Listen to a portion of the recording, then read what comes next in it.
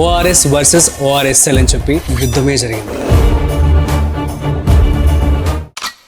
అసలు ఇంత ధైర్యం మీకు ఎక్కడి నుంచి వచ్చింది ఏంటి? మీ కంటికి ఎలా కనిపించింది? ఎప్పుడు మీరు మొదలు పెట్టారు? కానీ చాలా ధైర్యం కావాలి కదా. కానీ ఆ ఫైట్ సక్సెస్ అయ్యింది. At the same time sudden గా మళ్ళీ వాళ్ళు రిలీజ్ చేయడం, స్టాక్ పెండింగ్ ఉంది అని చెప్పి అనడం. సో ఏంటి అసలు ఇది? వేరే పేరు ఏదన్నా ఉండొచ్చు కానీ WHO రికమెండెడ్ ఫార్ములా ORS అని రాసి ఉంటుంది. 2 దశాబ్దాలు జరిగింది ఈ మోసం. మీ కంటికి ఎలా కనిపించింది? ఎప్పుడు మీరు మొదలు పెట్టారు? ఎందుకంటే డాక్టర్స్ గా మా ట్రైనింగ్ లో క్లియర్ గా చెప్తారు. అసలు ఎంతమంది పీడియాట్రిషియన్స్ కి మోసం తెలుసా అని కనుక్కుంటే చాలా మందికి అసలు తెలీదు.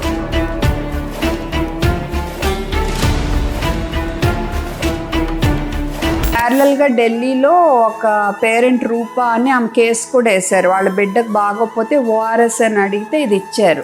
పేరెంట్స్ టెన్షన్ లో ఉంటారు కదా, అండ్ చూడటానికి కూడా ఇది ORS అనే రాసింది. ఒక ఎక్స్ట్రా అక్షరం L ఒకటే ఉంది. సో అంటే ఈ కంపెనీ వాళ్ళకి తెలియక కాదు, తెలిసిన పేరు మట్టుకు మార్చలా వాళ్ళు. కానీ చాలా ధైర్యం కావాలి కదా. సోషల్ మీడియాలో గట్టిగా మాట్లాడటాకైతే మరి ధైర్యం కావాలి. 8 ఏప్రిల్ 2022 ఆర్డర్ వచ్చింది FSSAI నుంచి, మీరు వీటి మీద ORS అనే వర్డ్ వాడకూడదని. జూలై 14th మళ్ళీ ఆర్డర్ మార్చేశారు. మీరు కింద డిస్క్లైమర్ పెట్టి అమ్ముకోండి అని మార్చారు. This is not N ORS అని. ఎవిడెన్స్ గ్యాదర్ చేసా.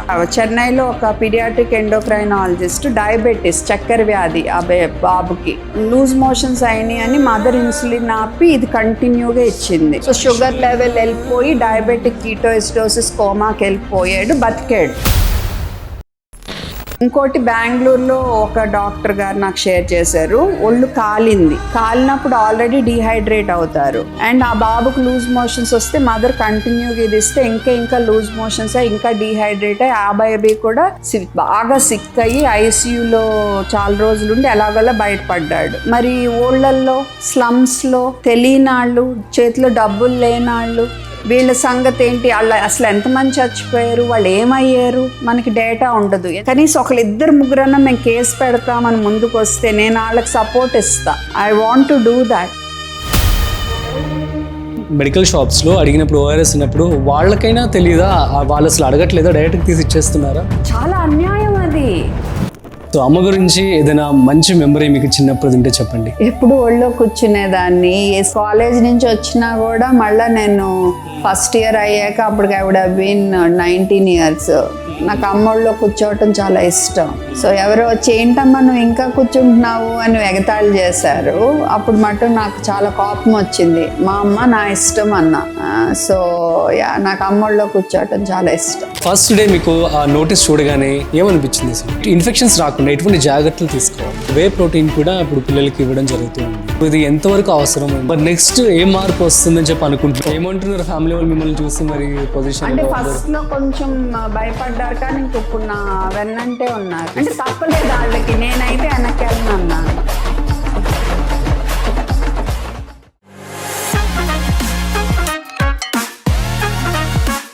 Welcome to coffee with Rajiv Pasupuleti.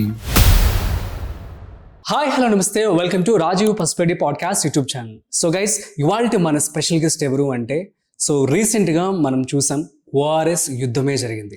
So ORS versus ORSL అని చెప్పి డాక్టర్ శివరంజని సంతోష్ గారు ఎన్నో సంవత్సరాలుగా ఫైట్ చేసి దీన్ని తీసుకొచ్చేసి మొత్తానికైతే స్టాప్ చేసేసారు. కానీ రీసెంట్గా మళ్ళీ మనం చూసాం ORSL ఏదైతే అమ్ముతున్నారో మార్కెట్లో దాన్ని ఫార్ములేషన్ మార్చేసి, అదేవిధంగా ఏదైతే స్టాక్ ఉందో ఆ స్టాక్ని మళ్ళీ రిలీజ్ చేసి అమ్ముతూ ఉన్నారు.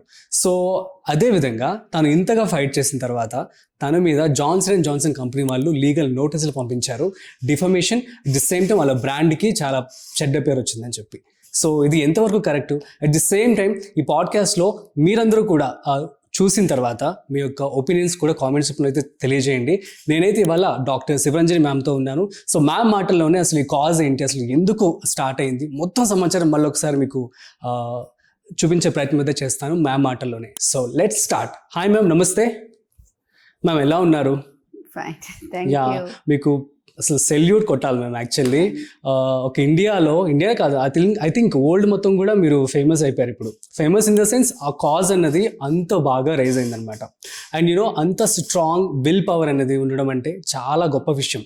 అసలు ఇంత ధైర్యం మీకు ఎక్కడి నుంచి వచ్చింది ఏంటి? ఇది పిల్లల లైఫ్ అండ్ డెత్ క్వశ్చన్ కదా.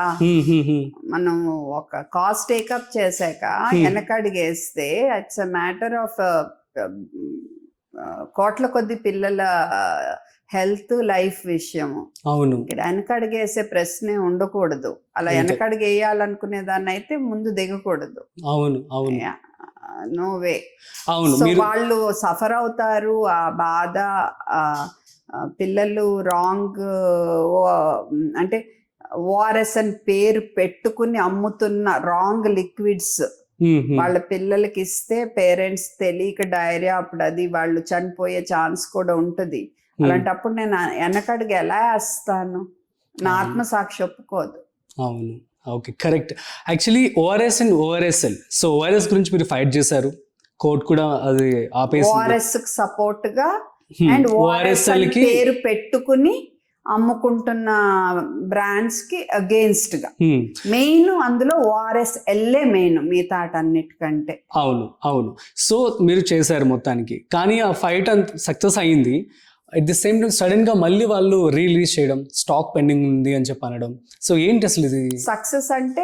FSSAI ఆర్డర్ ఇచ్చారు. అవును. మీది WHO రికమెండెడ్ ఫార్ములా ఓఆర్ఎస్. నిజమైన ఓఆర్ఎస్ మీద ఏమని రాసి ఉంటుంది అంటే ఇలా రాసి ఉంటుంది, WHO రికమెండెడ్ ఫార్ములా అని రాసి ఉంటుంది. చూడండి, WHO రికమెండెడ్ ఫార్ములా. అవును, ఓకే. నిజమైన ఓఆర్ఎస్ మీద ORS WHO recommended formula, ORS WHO recommended formula. Okay, వేరే పేరు ఏదన్నా ఉండొచ్చు కానీ WHO రికమెండెడ్ ఫార్ములా ఓఆర్ఎస్ అని రాసి ఉంటుంది. ఓకే. అండ్ ఇక్కడ కూడా చూడండి, ఈ మూల ఉంటుంది మీకు WHO రికమెండెడ్ ఫార్ములా. అవును, కనిపిస్తుంది. ఓకే. సో ఇది కూడా చిన్న ప్యాకెట్ WHO రికమెండెడ్ ఫార్ములా. ఇవి యాక్చువల్ ఓఆర్ఎస్. అవును. ఇవి ఓఆర్ఎస్, ఓరల్ రీహైడ్రేషన్ సాల్ట్స్. అవును. ఇవి మనము చిన్న ప్యాకెట్ 4 గ్రాముల ప్యాకెట్ అయితే 200 మిల్లీ నీళ్ళలో కలుపుకోవాలి. 20.5 గ్రాముల ప్యాకెట్ అయితే లీటర్ నీళ్ళలో కలుపుకుని చక్కగా అట్టి పెట్టుకుని 24 గంటలు అట్టి పెట్టుకోవచ్చు. బిడ్డ మోషన్ వెళ్ళినప్పుడల్లా చిన్నపిల్లలు అయితే 100 ml అలా ఇస్తాము, 200 ml వరకు కూడా ఇవ్వచ్చు. పెద్దవాళ్ళు అయితే ఎంత తాగితే అంత ఇస్తాము. Okay, okay, okay. ఏమవుద్దంటే మోషన్స్ వెళ్ళినప్పుడు ముఖ్యంగా బాగా చిన్నపిల్లలు, ఎంత చిన్నపిల్లలు అయితే అంత రిస్క్ అన్నమాట. వాళ్ళ శరీరంలో నీరు లవణాలు కోల్పోతే బాడీకి బ్లడ్ సప్లై స్లో అయిపోయి, ఆక్సిజన్ సప్లై స్లో అయిపోయి, బీపీ డౌన్ అయిపోయి, మన అవయవాలన్నీ ఫెయిల్ అయిపోయి చనిపోతారు పిల్లలు. ఓకే. అందుకనే దీనికి అంత విలువ ఓఆర్ఎస్ అంటే. కాకపోతే ఈ 22 దశాబ్దాలుగా అందరూ ఓఆర్ఎస్ అంటే ఇది అనుకుంటా వచ్చారు, ఇదే ఓఆర్ఎస్ అనుకున్నారు. ఇప్పుడు కూడా శివరంజని ఓఆర్ఎస్ ఆపలా నేను, దీన్ని ఆపాను. ఇది ఓఆర్ఎస్ కాదు. కానీ వీళ్ళు ఎంత బాగా మార్కెటింగ్, ఎంత చొచ్చుకుపోయారంటే సమాజంలోకి 2 దశాబ్దాలుగా మెడికల్ షాపుల్లో, హాస్పిటల్లో, సూపర్ మార్కెట్లో, స్కూల్స్లో ఎక్కడన్నా ఓఆర్ఎస్ ఇవ్వాలని మీకు తెలుసు, కానీ ఏమిస్తున్నారు? ఇది ఓఆర్ఎస్ అనుకుని ఇది ఇచ్చేవాళ్ళు మీరు. ఓకే. యాక్చువల్ ఓఆర్ఎస్ లో లీటర్ కి 13.5 గ్రాము గ్లూకోజ్ ఉండాలి. ఓకే. డెక్స్ట్రోజ్ అంటాం. ఓకే. ఇందులో లీటర్ కి 110 గ్రాములు ఉంటుంది. చాలా హై కదా. సో దానివల్ల ఏమవుతుంది? ఇంకా మోషన్స్, డీహైడ్రేషన్ అంతా ఎక్కువైపోతాయి. ఓకే. మనమేమో ఒకవైపు బిడ్డను సేవ్ చేయటానికి ఓఆర్ఎస్ ఇవ్వాలనుకుంటున్నాం. ఓకే. బిడ్డను సేవ్ చేయటానికి ఓఆర్ఎస్ ఇవ్వాలనుకుంటున్నాం, బిడ్డను సేవ్ చేయటానికి ఇవ్వాలనుకుంటున్నాం.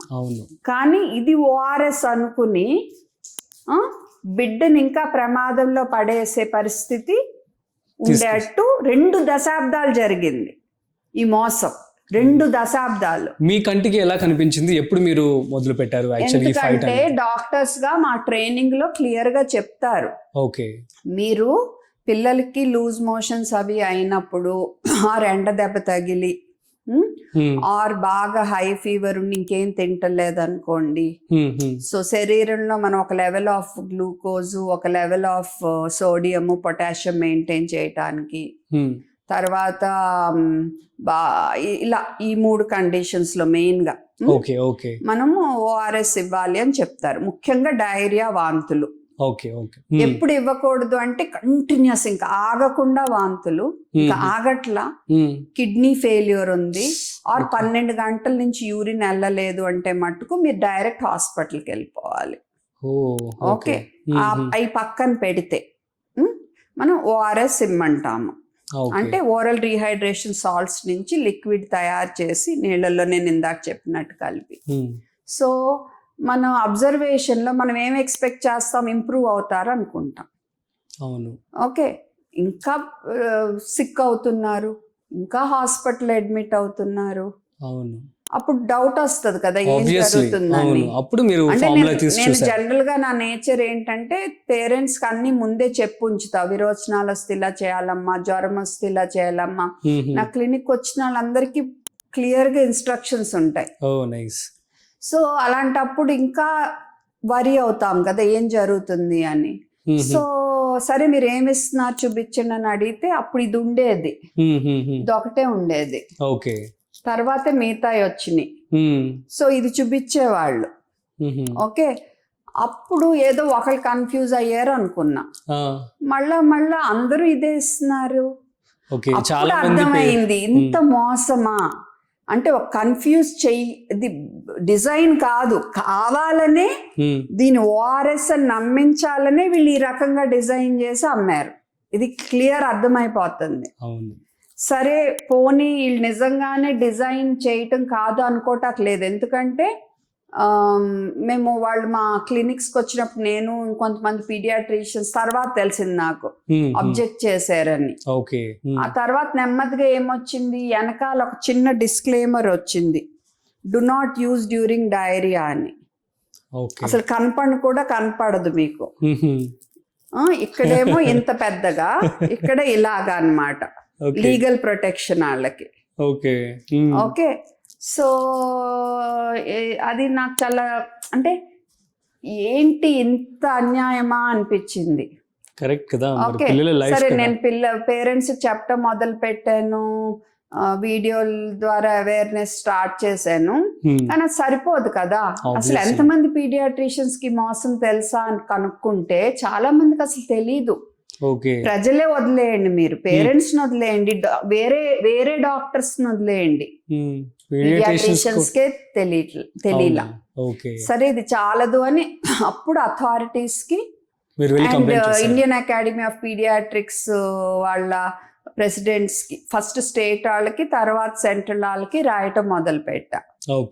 ప్యారలల్ గా ఢిల్లీలో ఒక పేరెంట్ రూపా అని ఆమె కేసు కూడా వేశారు. వాళ్ళ బిడ్డకు బాగోపోతే ఓఆర్ఎస్ అని అడిగితే ఇది ఇచ్చారు.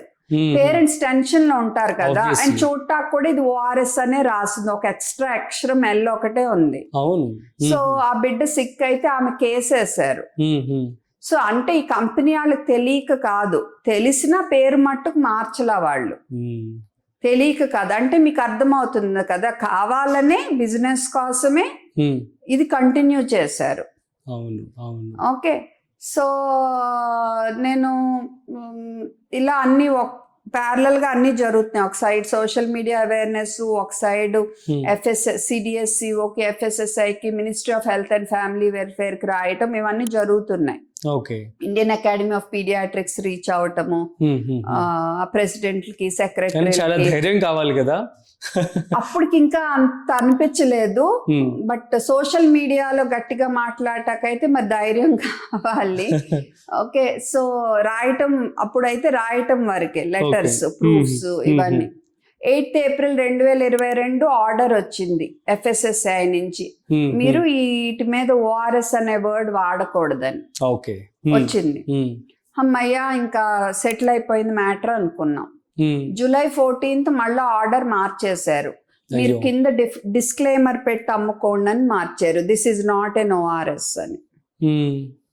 Okay this is not an ORS అని పెట్టి అమ్ముకోమన్నారు. అప్పుడు ఇంకో కంపెనీ కూడా రీబ్యాలెన్స్ విత్ ఓఆర్ఎస్ కూడా ఉంది.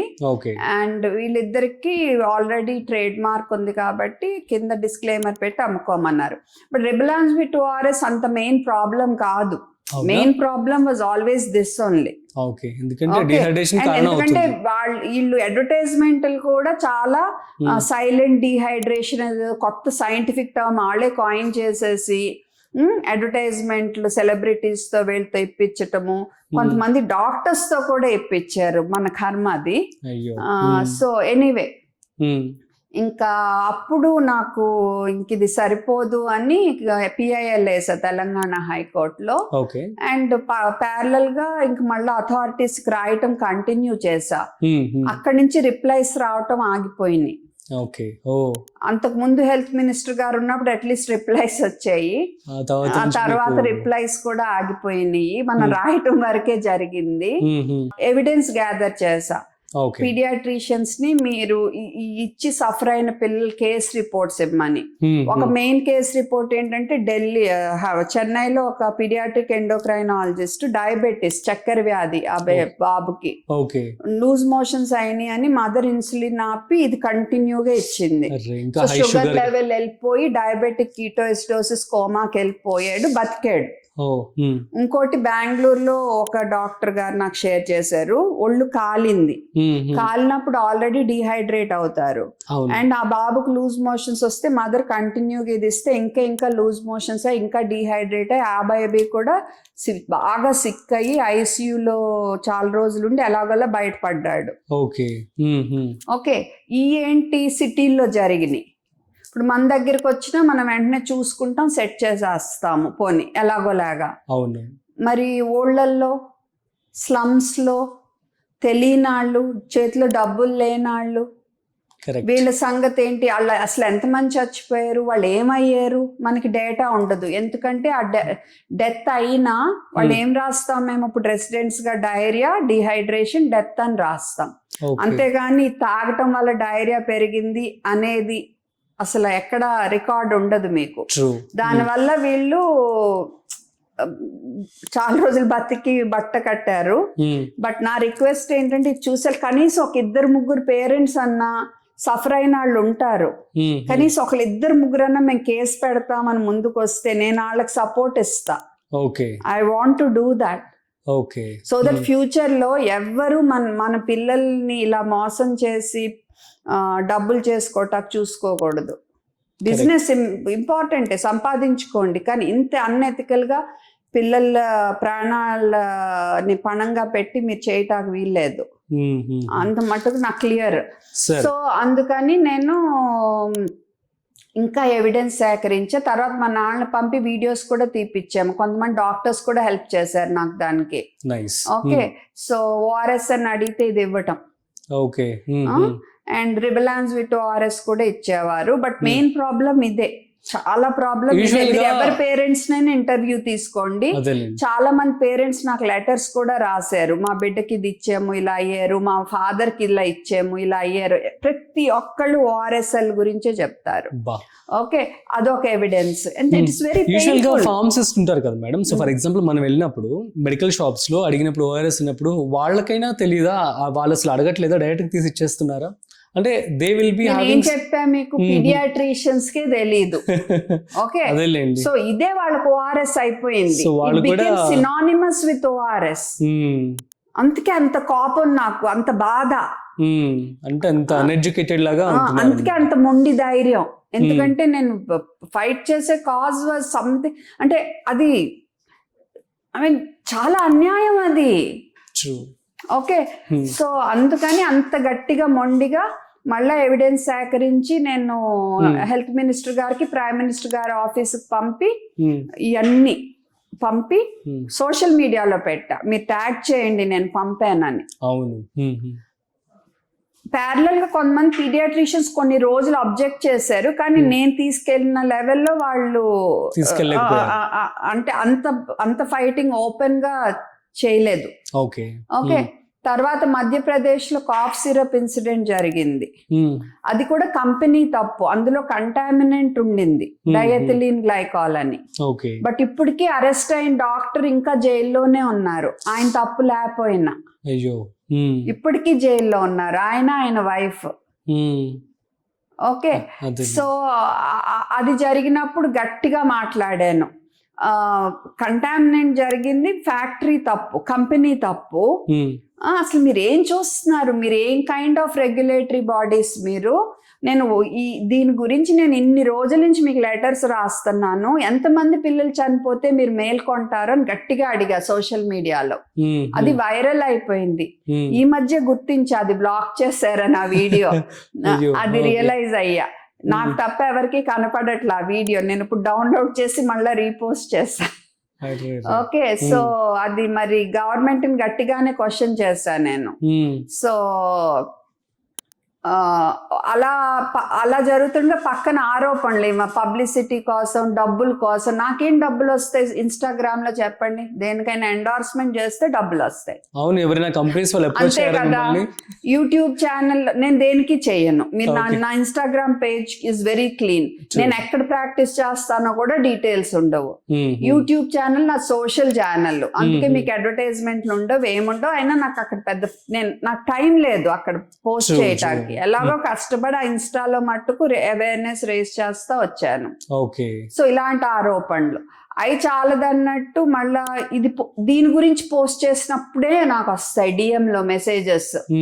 మంచాన్ని చంపేస్తారు, ఇదేంటి, ఇంకా నీ మీద టర్మ్ ఇన్సూరెన్స్ ఎంత ఉంది, అలాగా. కొంతమంది ఏమో మనకు మంచిగా చెప్తున్నట్టే చెప్తారు, మీరు చాలా మంచోళ్ళు మేడం, కానీ వీళ్ళు మంచోళ్ళు కాదు, మిమ్మల్ని చంపుతారు, ఇలాంటి మెసేజ్లు వస్తాయి కరెక్ట్గా ఇది పోస్ట్ చేసినప్పుడే. అవునా? ఏంటి టార్గెట్ చేశారంటారా? ఏంటి అలాంటి మెసేజ్ వస్తూ లేదు, ఉంటాయి? భయపెట్టాకంతే. అట్లీస్ట్ నేనైతే అలాగే అనుకుంటున్నా. ఓకే. సో ఇంక ఇవన్నీ చాలా అన్ప్లెజెంట్నెస్, వెరీ ఫ్యామిలీకి కూడా చాలా స్ట్రెస్. మాకు ఏమంటున్నారు ఫ్యామిలీ వాళ్ళు మిమ్మల్ని చూసి? మరి పొజిషన్ అంటే ఫస్ట్ లో కొంచెం భయపడ్డారు, కానీ ఇంక ఇప్పుడు నా వెన్నంటే ఉన్నారు. No issues. అంటే తప్పలేదు వాళ్ళకి, నేనైతే వెనక్కి వెళ్ళను అన్నాను. So they have to support కదా. మరి వాళ్ళకి కష్టంగానే ఉంటది కదా, ఇది చూస్తుంటే తెలుస్తుంది కదా నేను ఎందుకు ఇంత ఫైట్ చేస్తున్నాను అని. సో అప్పటికి FSSA ఆర్డర్ October 15th వచ్చింది. ఆ తర్వాత స్టే వచ్చింది. స్టే వచ్చినప్పుడు హోల్ ఇండియా అసలు మొత్తం మీరు చూసారు కదా, సునామీ అయిపోయింది. స్టే వచ్చినప్పుడు కోపం వచ్చింది ఇండియాకి, ఆర్డర్ వచ్చినప్పుడు హ్యాపీ అయ్యారు. స్టే ఆర్డర్ వచ్చినప్పుడు ఇండియా మొత్తం పెట్టేశారు. 180 crore స్టాక్ మీకు మిగిలిన దానికోసం మీరు స్టే తెచ్చుకుంటారా అని. ఇంకా తర్వాత October 30, November 12 ఢిల్లీ హైకోర్టు కూడా అంది, నో, ఆర్డర్ ఇంప్లిమెంట్ చేయాల్సిందే. ఈ ORS అనే పదము నువ్వు ఎక్కడ బ్రాండింగ్ లో కానీ,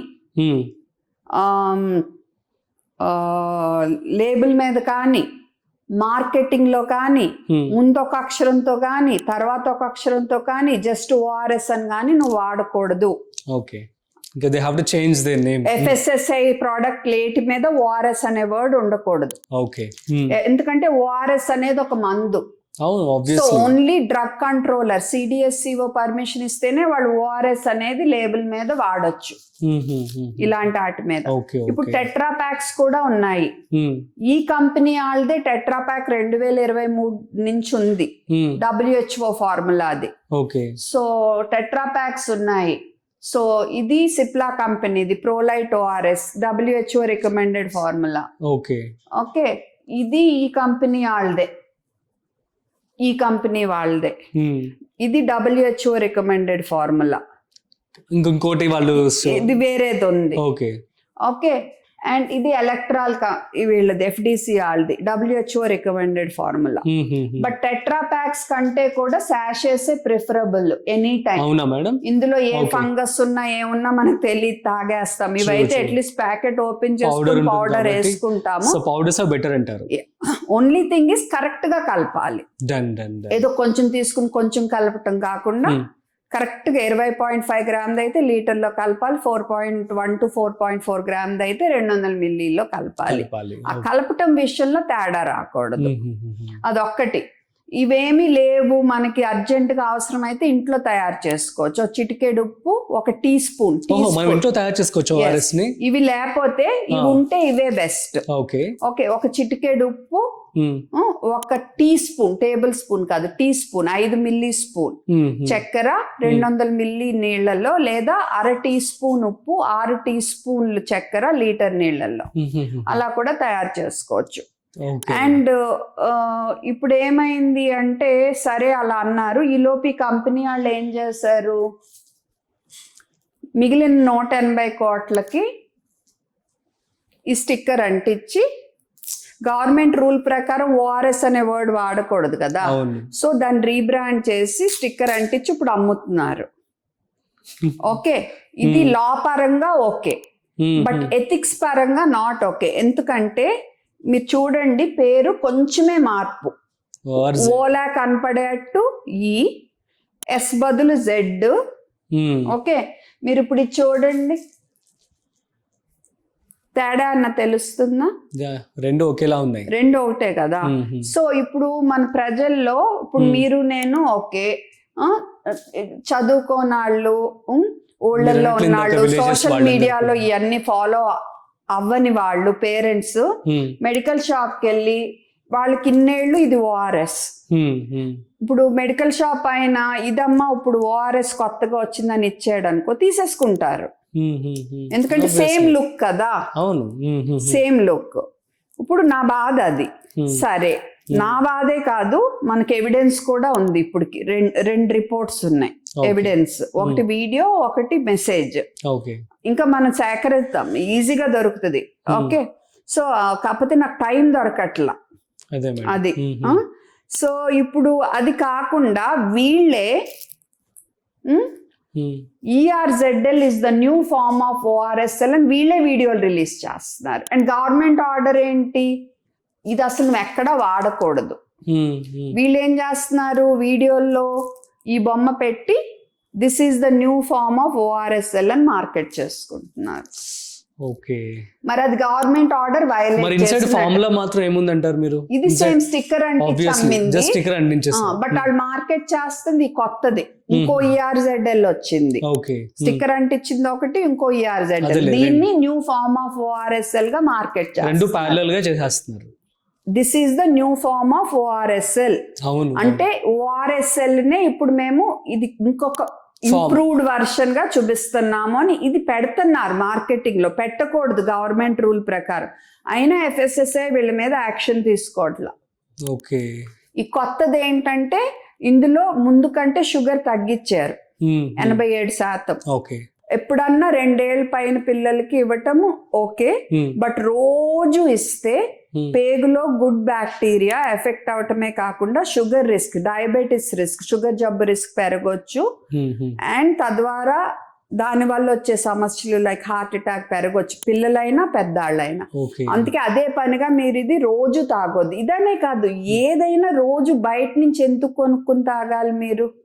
ఏదో ఒక రిస్క్ ఉంటది, రోజు తాగొద్దు, ఎప్పుడన్నా అవసరమైనప్పుడు తీసుకోండి.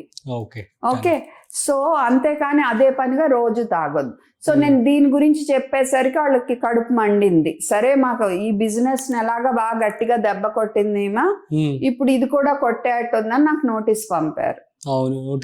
ఆ నోటీస్ లో ఏం అక్యూజేషన్ చేశారు, నువ్వు అన్సైంటిఫిక్ ఇన్ఫర్మేషన్ స్ప్రెడ్ చేస్తున్నావు, నువ్వు డబ్బుల కోసం చేస్తున్నావు, నువ్వు వ్యూస్ కోసం చేస్తున్నావు, సోషల్ మీడియా వ్యూస్, నువ్వు ఇవన్నీ పోస్టులన్నీ తీసేపోతే నీ మీద డిఫమేషన్ కేసు పెడతామని నోటీస్ పెట్టారు. వ్యూస్ కోసం నేను 8 ఏళ్ల క్రితం ప్లాన్ చేస్తానా? డబ్బులు ఎలా వస్తాయి నాకు సోషల్ మీడియా నుంచి? నేను డబ్బులు సంపాదించే టైప్ ఆఫ్ ఛానలే కాదు నాది.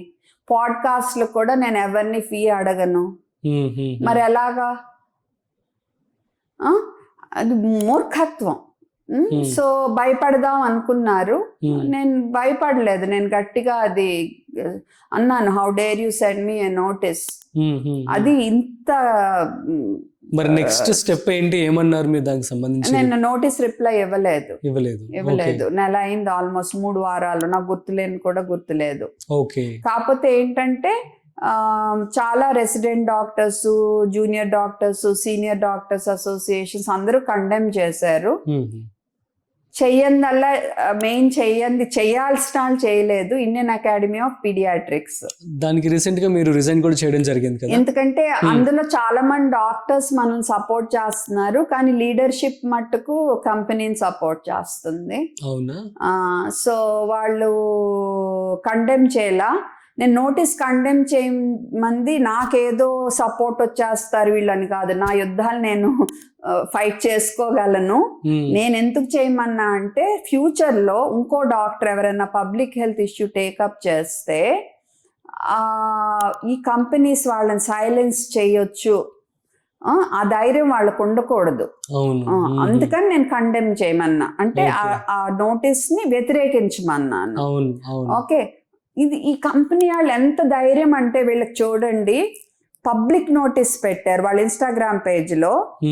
మా drinks scientific pediatrics IAP conference Pedicon లో కూడా, ఇంకా వేరే కూడా చెప్పారు, డయాబెటిక్ అసోసియేషన్ ఆఫ్ ఇండియా ఏదో ఉంది, దాంట్లో కూడా మా డ్రింక్స్ మేము పెట్టాము, సైంటిఫిక్ గా ప్రజెంట్ చేసాము అని. అంటే కాన్ఫరెన్స్లకి ఎవరు ఆర్గనైజ్ చేసినా అక్కడ కొంత డబ్బులు అవసరం అవుతాయి. సో కంపెనీ స్పాన్సర్ చేసి వాళ్ళ ప్రోడక్ట్స్ పెట్టుకుంటారు. బట్ ఆ కాన్ఫరెన్స్ లో నువ్వు మెడిసిన్స్ పెట్టాలి. వీళ్ళు పెట్టేవారు, ఈ పెట్టినంత మాత్రాన సైంటిఫిక్ అయిపోవు, నువ్వు డబ్బులు కట్టావు, అక్కడ నువ్వు స్టాల్ పెట్టుకున్నావు. సో అది కూడా కండెమ్ చేయాలి Indian academy of paediatric president. ఉన్నటువంటి పీడియాట్రిక్స్ ఎవరు కూడా పీడియాట్రిషియన్స్ వాళ్ళు చేయాల. అందులో 50,000 మెంబర్స్ ఉన్నారు, అందులో చాలా మంది మనకు సపోర్ట్ ఉన్నారు. బట్ ఈ లీడర్షిప్ ఎవరైతే ఆ పొజిషన్ లో ఉన్నారో వాళ్ళు కండెమ్ చేయలేదు. అది చాలదన్నట్టు కొత్తగా సైంటిఫిక్ పొజిషన్ స్టేట్మెంట్ రిలీజ్ చేశారు. రిలీజ్ చేసిన దాంట్లో కూడా ORS తీసుకోండి డైరియా ఉన్నప్పుడు, ఎలక్ట్రోలైట్ డ్రింక్స్ జ్వరం అప్పుడు, బయట ఎక్కువ ఆడుకున్నప్పుడు ఇవ్వచ్చు, అలా ఏదో వేగ్గా పెట్టారు. అసలు వాళ్ళ ఎలక్ట్రోలైట్ డ్రింక్స్ గురించి మాట్లాడాల్సిన అవసరం లేదు. 2 ఆర్టిఫిషియల్ స్వీట్నర్స్ బోల్డ్ అని ఉన్నాయి, సుక్రలోజ్ ఉంది, మాంక్ ఫ్రూట్ షుగర్ ఉంది, స్టివియా ఉంది, ఆస్పార్టేమ్ ఉంది. ఇవన్నిటి గురించి మాట్లాడకుండా ఓన్లీ సుక్రలోజ్ సేఫ్ అని మాట్లాడారు. ఎందుకంటే మరి కంపెనీ వాళ్ళ కాన్ఫరెన్సెస్ కి మరి ఏమైనా కానీ కంపెనీ ఇన్ఫ్లుయెన్స్ అయితే డెఫినెట్ గా కనపడుతుంది ఆ స్టేట్మెంట్ లో, నా ప్రకారం అయితే. సో నెక్స్ట్ ఏ మార్పు వస్తుందని చెప్పి అనుకుంటున్నారు? ఇంక ఇప్పుడు నుంచి ఒక కంపెనీ ఒక ఇది కాదు, ఇప్పుడు నుంచి మెయిన్ మనం అందరం దేనికి ఏం చేయాలంటే మెడికల్ షాప్స్ లో మెడిసిన్సే ఉండాలి, ఫుడ్ అండ్ బెవరేజెస్ ఉండకూడదు. ఈ కన్ఫ్యూజన్ ఎవరికి రాకూడదు. ఎందుకంటే ఇప్పుడు ఈ కంపెనీ, రేపు ఇంకో కంపెనీ, రేపు ఇంకో కంపెనీ, ORS అనే కాదు, రేపు ఇంకో మెడిసిన్ పారాసెటమాల్ పక్కన ఇంకేదో పారాసెటమాల్ ఎస్ అనో ఏదో పెట్టి ఇంకేదో అమ్ముతారు. We don't know. So medical shops లో ఓన్లీ మెడిసిన్స్ ఉండాలని ఒక రూల్ వస్తే బాగుంటది, దానికోసం మనం ప్రయత్నించాలి. Okay, so good idea. But అది జరగాలంటే థాట్స్ అయితే పాపం మంచిగా ఉన్నాయి, but we don't know. Actually జరిగితే బాగుండు. And hats off ma'am, actually అసలు గ్రేట్ అని చెప్పాలి, ఇంత ధైర్యంగా మీరు ఫైట్ చేస్తూ ఉన్నారు. అదే ఫస్ట్ డే మీకు ఆ నోటీస్ చూడగానే ఏమనిపించింది అసలు? కోపం వచ్చింది. అవునా? అయ్యో నేను ఇంత కష్టపడ్డానే, నేను బాధ లేదా మీకు?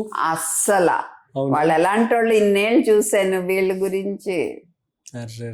ఐఏపీ అలా చేసినప్పుడు మట్టుకు కొంచెం చివుక్కుమంది, అంటే ఇన్నేళ్లు సపోర్ట్ చేయలా, కనీసం ఇప్పుడైనా అర్థం చేసుకుంటారు అనుకున్నాను.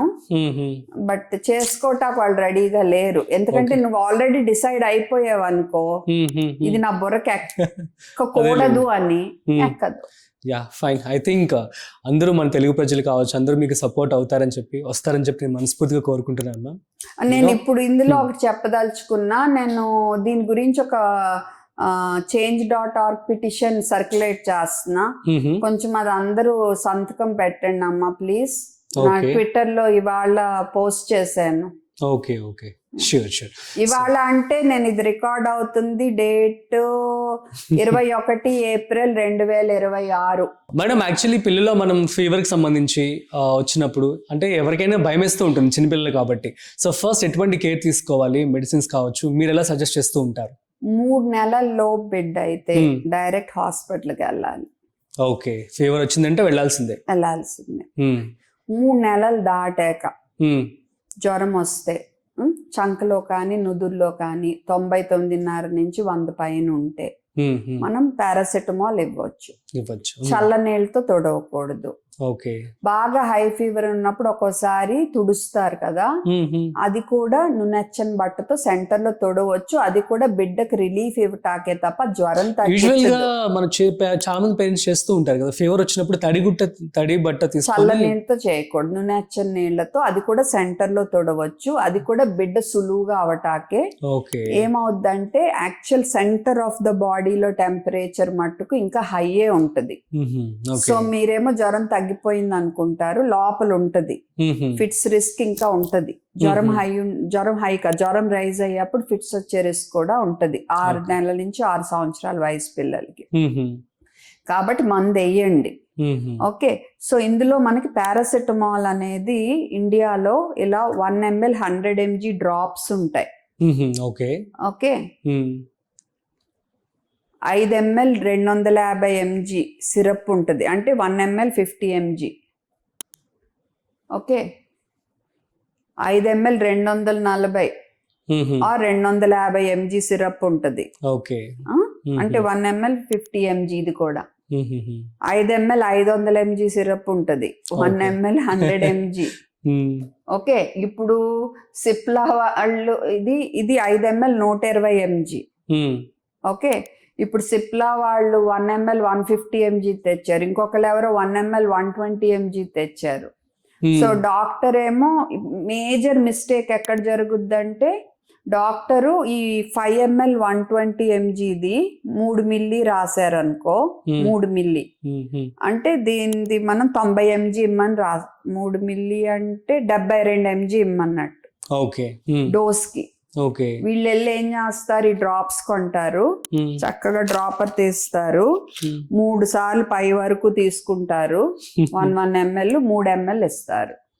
అంటే 72 mg ఇవ్వాల్సింది డోస్ కి 300 mg ఇస్తారు. అలా రోజుకు 4-5 సార్లు ఇస్తారు. ఐసీయూకి వస్తారు వాళ్ళు లివర్ ఫెయిల్యూర్ తో. బతికే వాళ్ళు బతుకుతారు, బతకని వాళ్ళు చనిపోతారు. ఐ మీన్ సేవ్ చేయలేకపోతే మనం చనిపోతారు. ఎస్పెషల్లీ విలేజ్లో ఇట్లో అంత ఫెసిలిటీస్ ఉండవు కదా. సో ఇది మనకు మెయిన్ ప్రాబ్లం అయిపోయింది. అందుకే 1 పారాసెటమాల్ 1 ఇండియా ఉండాలని మేము గట్టిగా అడుగుతున్నాము. అంటే ఒక రకమే ఉండాలి మీకు. అండ్ ఇంకోటి ఏంటంటే, ఎనీవే ఇక్కడ డోస్ రాసి ఉంటది చక్కగా, బరువుకింత అని. దీని మీద కూడా చూడండి చక్కగా రాసి ఉంటది. 3 నుంచి 3.9 కిలోలు అయితే 0.4 ml అని చదువుకుని ఇవ్వాలి పేరెంట్స్. ఓకే, అండ్ డోస్ కి కనీసం 4 నుంచి 6 గంటలు గ్యాప్ ఉండాలి. అండ్ జ్వరం 3 రోజుల పైన ఉన్నా, బాగా హై జ్వరాలు వస్తున్నా, బిడ్డ లిక్విడ్స్ కూడా తీసుకోనంత డల్ ఉన్నా, ఆయాసం ఉన్నా, మత్తుగా ఉన్నా, యూరిన్ సరిగా వెళ్ళట్లేదన్నా హాస్పిటల్కి తీసుకెళ్లి డాక్టర్ చూపించుకోవాలి. జ్వరం తగ్గినప్పుడు యాక్టివ్ ఉన్నాడు, పెద్ద జ్వరం ఎక్కువేం రావట్లేదు అంటే ఒక 3 రోజులు ఆగొచ్చు. ఓకే, ఇప్పుడు అవి కాకుండా ఇప్పుడు హై జ్వరం వచ్చింది, అంటే 1 1 2 3 4 పారాసెటమాల్, ఇవన్నీ పారాసెటమాల్ ఇందాక నేను చూపించినవి తగ్గలేదనుకో, మనకి ఏమేమి ఉన్నాయంటే మెఫెనమిక్ యాసిడ్, మెఫ్తాల్పీ అని ఒకటి దొరుకుద్ది. అండ్ ఐబుప్రోఫెన్ కి ఐబ్యూజెసిక్ అని ఒకటి దొరుకుద్ది. ఇంకేమన్నా కంపెనీస్ ఉన్నాయేమో నాకు తెలియదు. ఈ కాకుండా పారాసెటమాల్, మెఫెనమిక్ యాసిడ్ కలిపి మెఫ్తాజెసిక్ అని ఉంది. ఓకే, అలాగే ఐబుప్రోఫెన్ పారాసెటమాల్ కలిపి ఐబ్యూజెసిక్ ప్లస్ అని ఉంది. అది నా దగ్గర ఇప్పుడు లేదు. కాంబిఫ్లామ్ అని ఉంటది. సో ఆ కాంబినేషన్ అవాయిడ్ చేస్తే బెస్ట్, ఎందుకంటే అందులో 2 ఉన్నాయి. సో గ్యాప్ ఏమో పారాసెటమాల్ కి 4 hours అయినా ఉండాలి కదా. సో కాంబినేషన్ వేసామనుకో కన్ఫ్యూజన్ వస్తుంది. అందుకని నా రిక్వెస్ట్ ఏంటంటే మెఫ్తాజెసిక్లు, ఐబ్యూజెసిక్ ప్లస్లు, కాంబిఫ్లామ్లు, ఇలా కాంబినేషన్ అవాయిడ్ చేస్తే బెటర్, ఓకే కన్ఫ్యూజన్ అవాయిడ్ చేయటానికి. ఓకే ఒకవేళ ఎప్పుడన్నా ఫీవర్ కంట్రోల్ కాకపోతే మేము పారాసెటమాల్ కంట్రోల్ కాకపోతే ఎప్పుడన్నా అడపదడప ఐబుప్రోఫెన్ ఒక డోస్ వేయమంటాము. ఓకే అది అవైలబుల్ లేకపోతే మరి mefenamic acid, Meftal P, but general recommendation ibuprofen. Okay okay, and ibuprofen కూడా కనీసం 6 to 8 hours గ్యాప్ ఉండాలి. మెఫెనమిక్ యాసిడ్ అంటే మెఫ్తాల్ కి కనీసం 6 to 8 hours గ్యాప్, ఐబుప్రోఫెన్ కి మెఫ్తాల్ కూడా కనీసం 6 to 8 hours గ్యాప్ ఉండాలి. అండ్ ఈ మందులన్నీ స్ట్రాంగ్ మందులు. ఇక్కడ నొప్పి ఉన్నా, కంటిన్యూగా వామిటింగ్ ఉన్నా, ఒక 8-9 గంటలు అసలు యూరిన్ బిడ్డ వెళ్ళలేదన్నా ఈ మందులు వేయకూడదు. సో ఈ ఊరికే పిచ్చి పిచ్చిగా 3 పూట్ల వేసేసి బిడ్డకి గ్యాస్ట్రైటిస్ అంటే పొట్ట మంటలు ఇలా వచ్చేట్టు, కిడ్నీ ఫెయిల్ అయ్యేట్టు చేయకూడదు. మనం అవసరమైనప్పుడే జాగ్రత్తగా డాక్టర్ చెప్పిన డోస్ బట్టి వేయాలి. నేను ఇందాక నుంచి వింటున్నాను 2 వర్డ్స్, లివర్ ఫెయిల్యూర్ ఒకటి, కిడ్నీ ఫెయిల్యూర్ ఒకటి అయిపోతుందని చెప్తున్నారు. సో ఏదైనా సరే ఇప్పుడు ఓఆర్ఎస్ఎల్ కి సంబంధించి డిహైడ్రేషన్ జరిగిపోతున్నా సరే అవుతుంది. అండ్ ఏ మెడిసిన్స్, పారాసెటమాల్ లివర్ గట్టికి కొడుతుంది, అండ్ ఈ మెడిసిన్స్ కిడ్నీని గట్టికి కొడతాయి. సో అందుకని మనం అవసరం బట్టే వాడాలి, అవసరమైనంతే. ఎప్పుడు రిస్క్ ఎక్కువ, మనకి ఉపయోగం ఎక్కువ చూసుకుని వాడాలి. ఓకే, అండ్ జ్వరం అప్పుడు ఫిట్స్ వచ్చే రిస్క్ ఉంటుంది. సో ఫిట్స్ ఫస్ట్ ఎయిడ్ నాకు డాక్టర్ శివరంజని సిజీ హెల్త్ యూట్యూబ్ ఛానల్లో ఇప్పుడు ఈ మధ్య లేటెస్ట్ నేను పెట్టిన వీడియో ఉంది.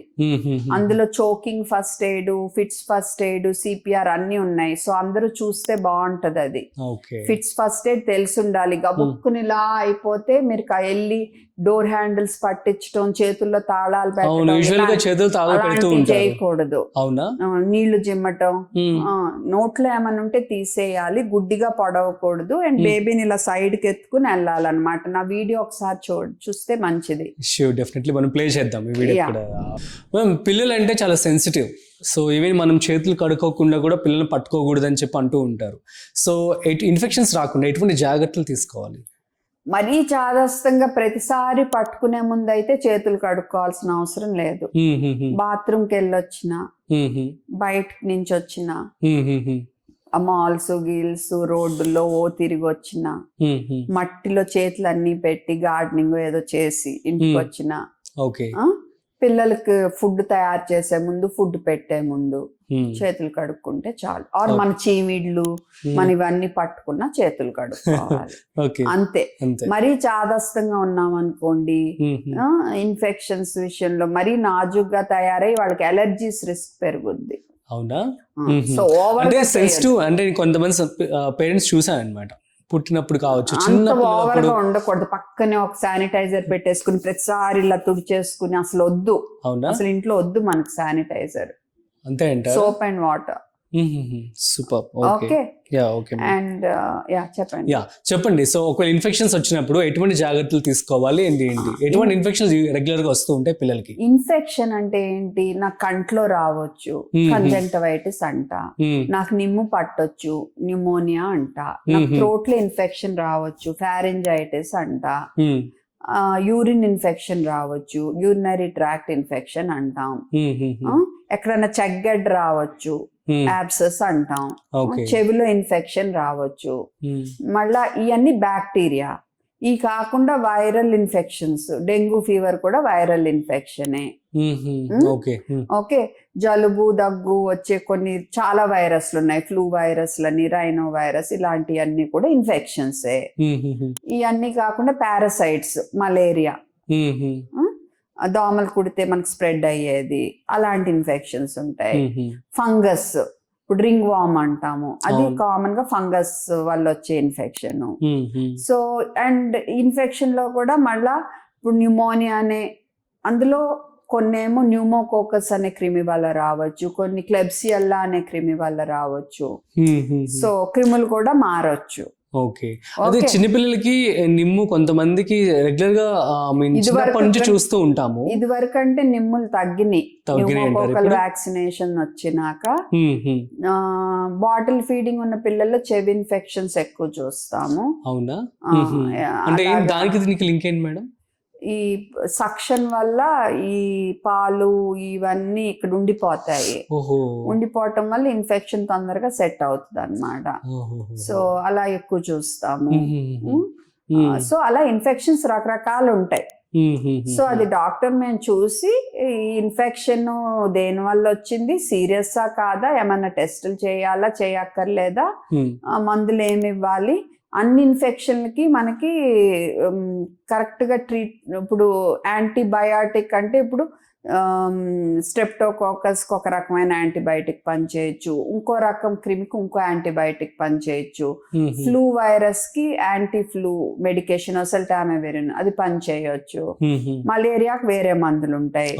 సో కొన్నిటికి ఏముండవు, ఇప్పుడు రైనో వైరస్, బోకా వైరస్, ఇలా కొన్ని వైరస్లు ఉన్నాయి. డెంగ్యూ వైరస్కి కరెక్ట్ మందు ఏం లేదు. సో దాని వల్ల వచ్చే కాంప్లికేషన్స్ ని మేము ట్రీట్ చేయగలం తప్ప దాన్ని చంపే మందు లేదు, ఆ క్రిమిని చంపే మందు ఉండదు.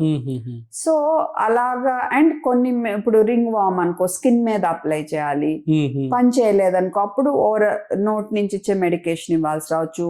సివియర్ అయితే కొంత ఫంగల్ ఇన్ఫెక్షన్ బాడీ అంతా స్ప్రెడ్ అయితే ఇంజెక్షన్స్ ఇవ్వాల్సి రావచ్చు. సో అలా రకరకాలు ఉంటాయి.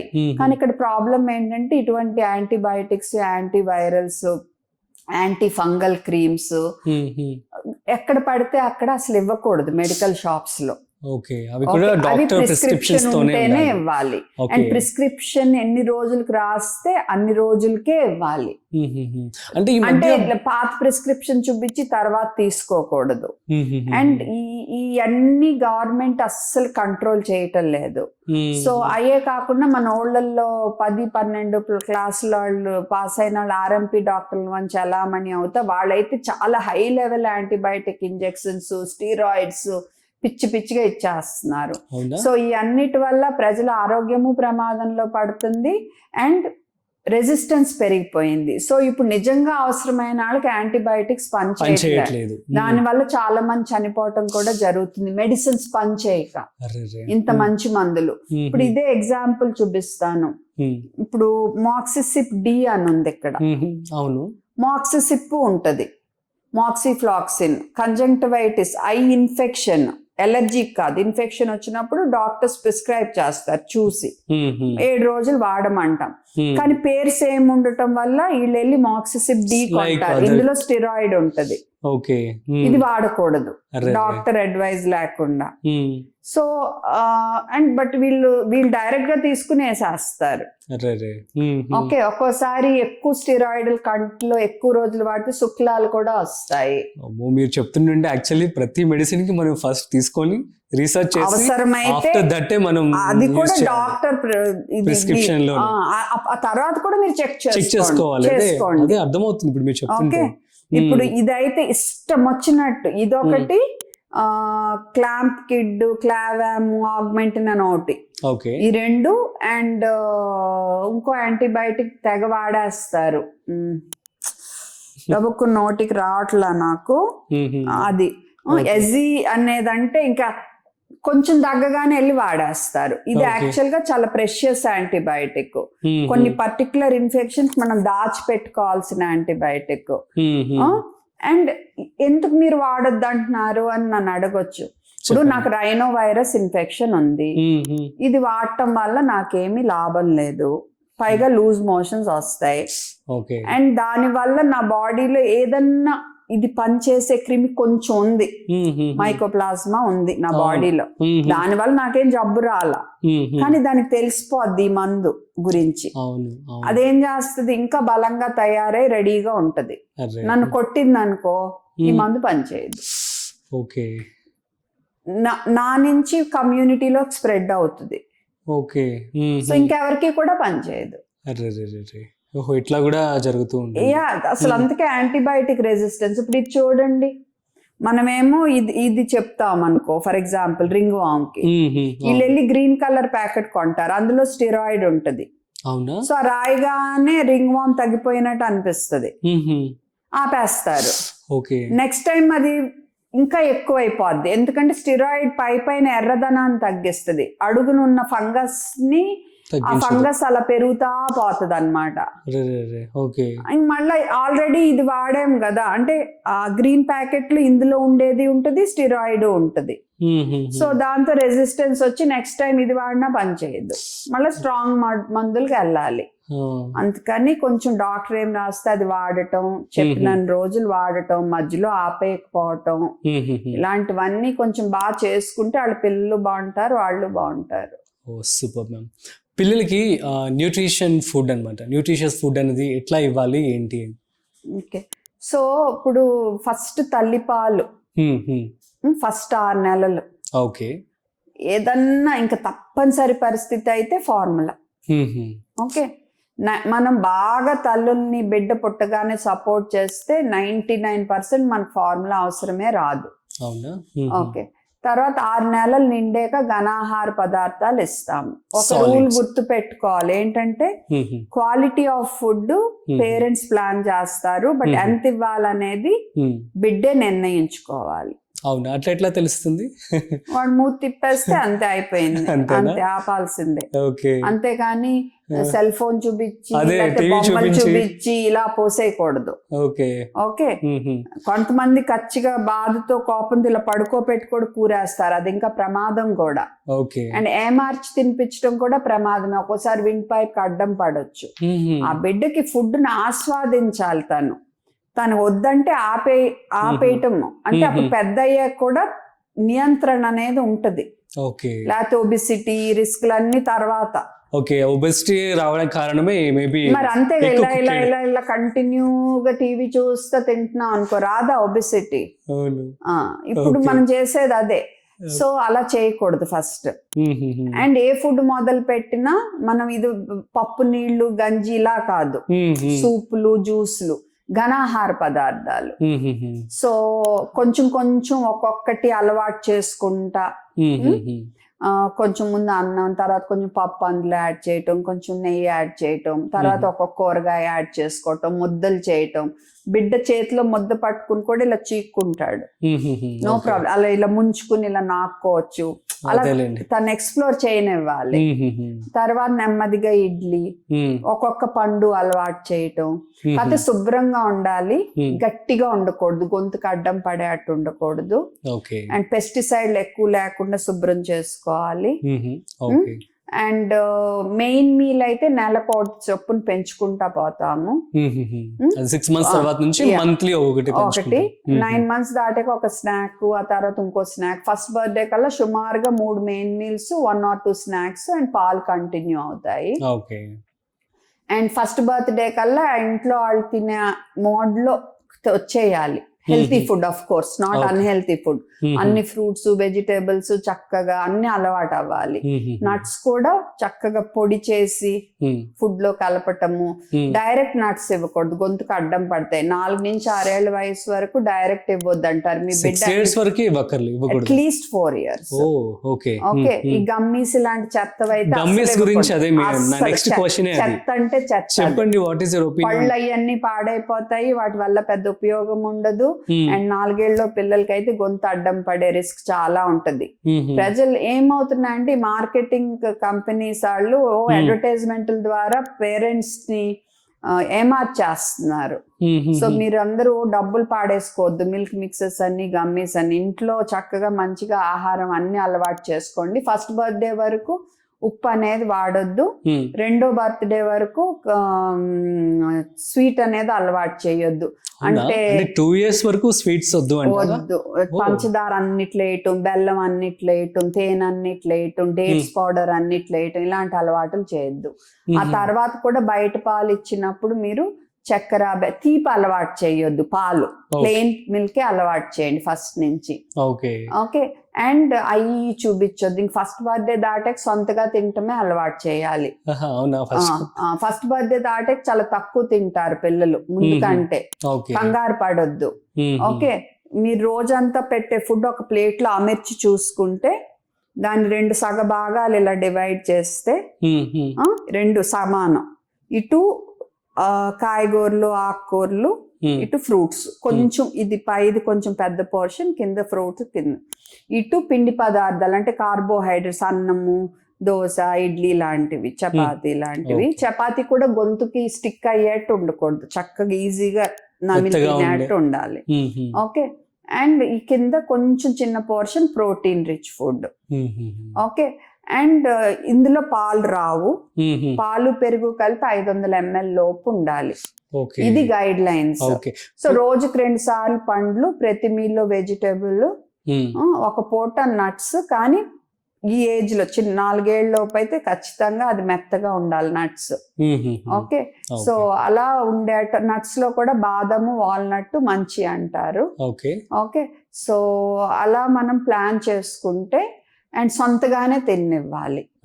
ఒక అరగంటలో అయిపోయింది ఇంకా, అంతేకాని 2 గంటలు ఎమ్మటి పడి.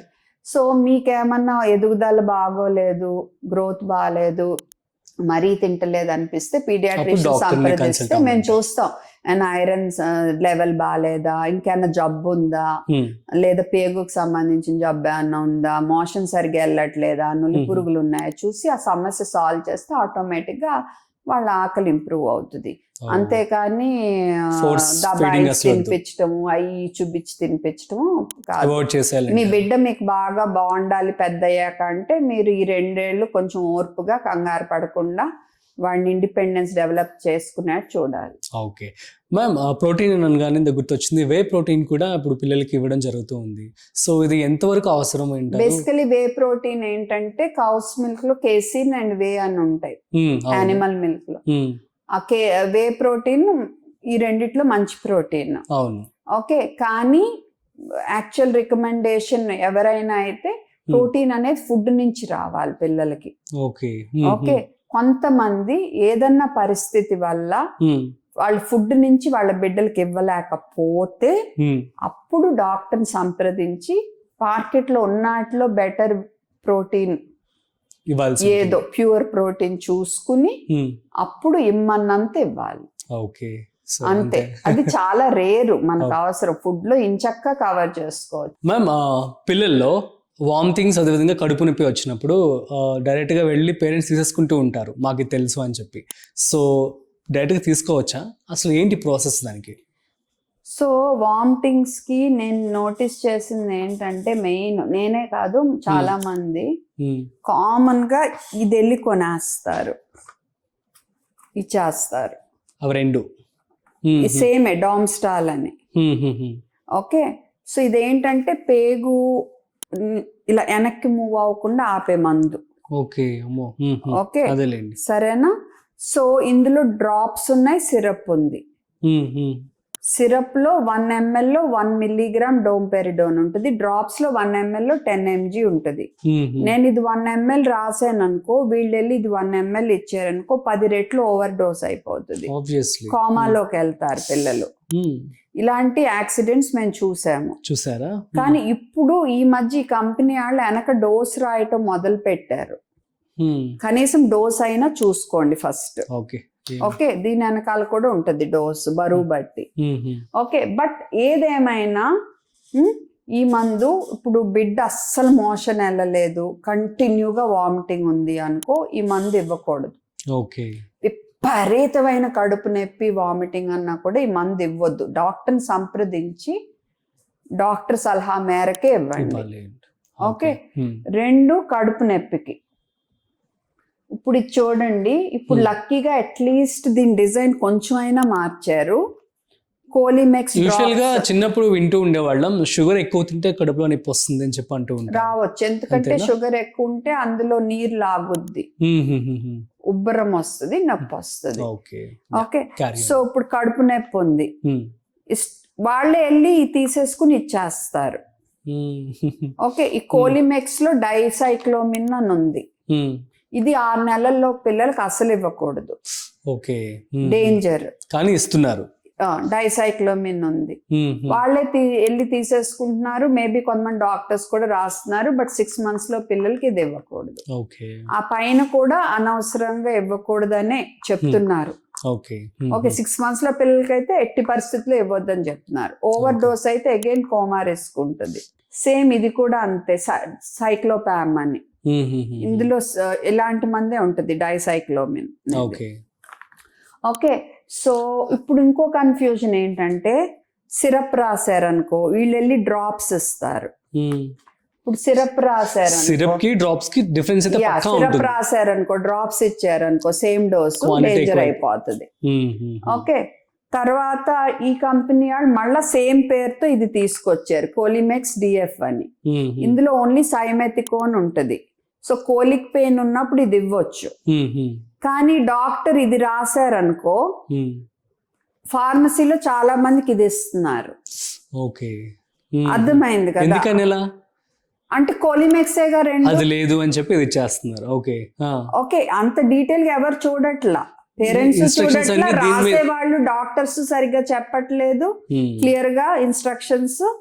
అన్ని అన్ని అన్ని సైడ్ల నుంచి మిస్టేక్ జరుగుతుంది. అండ్ అథారిటీస్ కూడా సేమ్ పేర్లకు పర్మిషన్ ఇవ్వకూడదు. ఇలా కన్ఫ్యూజింగ్ సేమ్ పేర్లు ఆర్ సేమ్ పేర్లతో డిఫరెంట్ స్ట్రెంగ్త్స్, ఓకే, సేమ్ పేర్లతో వేరే వేరే స్ట్రెంగ్త్స్ మూడు ఒకేలా ఉన్నాయి. ఇలా ఇవ్వటం వల్ల బోళ్ళంత కన్ఫ్యూజన్, బోళ్ళంత నష్టం జరుగుతుంది. అర్రే. అండ్ ఈ మందులన్నీ అలా ఓవర్ ద కౌంటర్ ఇచ్చేవి కాదు అసలు, అవును. ప్రిస్క్రిప్షన్ లేకుండా అసలు ఇవ్వకూడదు. బట్ ఇవన్నీ చాలా బిడ్డల్ని ప్రమాదంలో పడేస్తున్న సమస్యలు. న్యాచురల్ రెమెడీస్ ఏమన్నా మనం పొట్ట నొప్పి కనిపెట్టొచ్చా? వస్తే జస్ట్ వెచ్చబట్ట అద్దాలి, ఆ మోషన్ వెళ్ళమని కొంచెం కూర్చోబెట్టాలి, తగ్గకపోతే డాక్టర్ నే సంప్రదించాలి. ఓకే. వామిటింగ్స్ ఉన్నాయనుకో కాసేపు ఆగండి, కాసేపు బిడ్డకు బ్రేక్ ఇవ్వండి, ఊరికే ఫుడ్ అయి పెట్టేయొద్దు. తర్వాత నెమ్మదిగా WHO రికమెండెడ్ ఫార్ములా ORS కానీ మంచినీళ్ళు కానీ 5 నిమిషాలకు ఒక గుక్క అలా ఇవ్వచ్చు. ఓకే. కంటిన్యూస్ వామిటింగ్ ఉంటే మట్టుకు హాస్పిటల్కి వెళ్ళాలి. ఓకే. ఓకే, సో నెమ్మది కాసేపు నిద్ర పెట్టండి. ఒక 10 గంటలు 8 గంటలు సాలిడ్స్ ఏమి ఇవ్వద్దు. వామిటింగ్ ఆగి కొంచెం బాగా ఆకలి వచ్చాకనే కొంచెం బ్లాండ్ ఫుడ్ ఇవ్వండి. అలా చూసుకోవాలి పిల్లల్ని. Okay, fine. సో కొంతమంది పిల్లలు మనం చూస్తున్నట్లయితే మానసిక ఒత్తిడి లేదా ఆందోళన వాళ్ళు పడుతున్నారని చెప్పి మనం ఎలా గుర్తించవచ్చు? దీనికి ఏమైనా రెమెడీ చెప్పగలరా? పెద్దాళ్ళు ఏంటంటే మానసిక ఒత్తిడి ఉందనుకో, నాకైనా బాధ ఉంటే ఏడుస్తాను, లేకపోతే డల్ అవుతాను, లేకపోతే చెప్పుకుంటా ఇంకొకళ్ళకి. పిల్లలు ఏంటంటే వాళ్ళు వేరే రకంగా బిహేవ్ చేస్తారు. నాకు ఈ నొప్పి ఉందంటారు, ఆ నొప్పి ఉందంటారు. లేదా వాళ్ళు కూడా ఇదివరకు లాగా హుషారుగా మాట్లాడకుండా ఎక్కువ ఏదో ఒక మూలకెళ్ళి కూర్చోవటము, తన పనిలో తను ఉన్నట్టు బిహేవ్ చేయటము, ఇలా వాళ్ళు వ్యక్తపరుస్తారు. డైరెక్ట్ గా చెప్పలేరు. అందుకే బిడ్డ ఎప్పుడూ లాగా లేకుండా ఏదో తేడాగా ప్రవర్తిస్తున్నాడు అంటే, ఎక్కువ అరిచేస్తున్నాడు, ఎక్కువ కోపం వచ్చేస్తుంది, ఇదివరకు ఇలా ఉండేవాడు కాదు నా బిడ్డ, ఆర్ అందరు చక్కగా కలుపుకోలుగా ఉండేవాడు, ఈ మధ్య ఏంటో సరిగ్గా కలవట్లేదు, వాడు ఒక్కడే ఉంటాకి ఇష్టపడుతున్నాడు, ఆరు మాట మీద వెళ్తే తలనొప్పి అంటున్నాడు, కాళ్ళు నొప్పి అంటున్నాడు, పొట్ట నొప్పి అంటున్నాడు, డాక్టర్స్ చూపిస్తేమో ఏం లేదంటున్నారు. అప్పుడు మనం ఓకే, ఏదన్నా మానసిక ఒత్తిడి గురవుతున్నాడా, స్కూల్లో ఎవరన్నా ఏమన్నా బాబుని ఇబ్బంది ఆ పాపని ఇబ్బంది పెడుతున్నారా, ఆ ఇంట్లో పేరెంట్స్ కొట్టుకోవటం కానీ అత్త కోడళ్ళు కొట్టుకోవటం ఇవన్నీ ఉంటాయి కదా. ఎందుకు ఉండదు? ఖచ్చితంగా ఉంటుంది. వాళ్ళు చెప్పుకోలేక ఇలాగా బయటపడతాయి. చదువుతో పాటు పిల్లలకి స్పోర్ట్స్ కావచ్చు, ఇవన్నీ కూడా ఎంత ఇంపార్టెంట్ అంటారు? అండ్ మీరు రియల్ లైఫ్ లో చూసిన ఎగ్జాంపుల్స్ చెప్పండి. మీరు వినే ఉంటారు కదా, all sports personalities have the sharp brain and all it makes Jack a dull boy. All work and no play makes Jack a dull boy అని ఒకటి ఉంది. అంటే నువ్వు ఓన్లీ చదువు చదువు చదువు పని పని పని బట్ ఆటలేం లేవు అనుకో, దెన్ వాడికి అది హెల్దీ కాదు. సో ఫుడ్ మంచిగా ఉండాలి, మంచి ఎయిర్ పీల్చుకోవాలి, నిద్ర సరిపోవాలి, స్క్రీన్ టైం ఎక్కువ ఉండకూడదు, పిచ్చి పిచ్చి ప్రోగ్రాంలు అలవాటు పడకూడదు, సోషల్ మీడియాకి అలవాటు పడకూడదు, అండ్ రోజు చక్కగా రోజు మంచిగా ఆడుకోగలగాలి, ఇంట్లో అట్మాస్ఫియర్ బాగుండాలి, అండ్ స్పోర్ట్స్ కూడా స్ట్రెంగ్త్ ట్రైనింగ్ అయితే మినిమం ఏజ్ 9 years. ఓకే. అది కూడా ఎక్కువ వెయిట్ లై లిఫ్ట్ చేయించకూడదు పిల్లలతో, ఎందుకంటే వాళ్ళ ఎదుగుదల ఇంకా బోన్స్ జాయింట్స్ ఉంటాయి కదా, ఈ జాయింట్స్ ఇంకా అక్కడ కార్టిలేజ్ అని ఉంటుంది, అది ఇంకా గ్రోయింగ్ స్టేజ్ లో ఉంటది. ఎక్కువ బరువు వాటి మీద పడటం మంచిది కాదు. సో మీ స్ట్రెంగ్త్ ట్రైనింగ్ చేయించిన ఎక్కువ repetitions with small weights with good form ఉండాలి. అంటే చిన్న పిల్లలకు కూడా మనం స్ట్రెంగ్త్ ట్రైనింగ్ చేయించొచ్చు మినిమం ఏజ్ 9 years అని చెప్తున్నారు ఇప్పుడైతే. ఓకే. ఓవర్ వెయిట్స్ చేయకూడదు. ఓకే. ఓకే.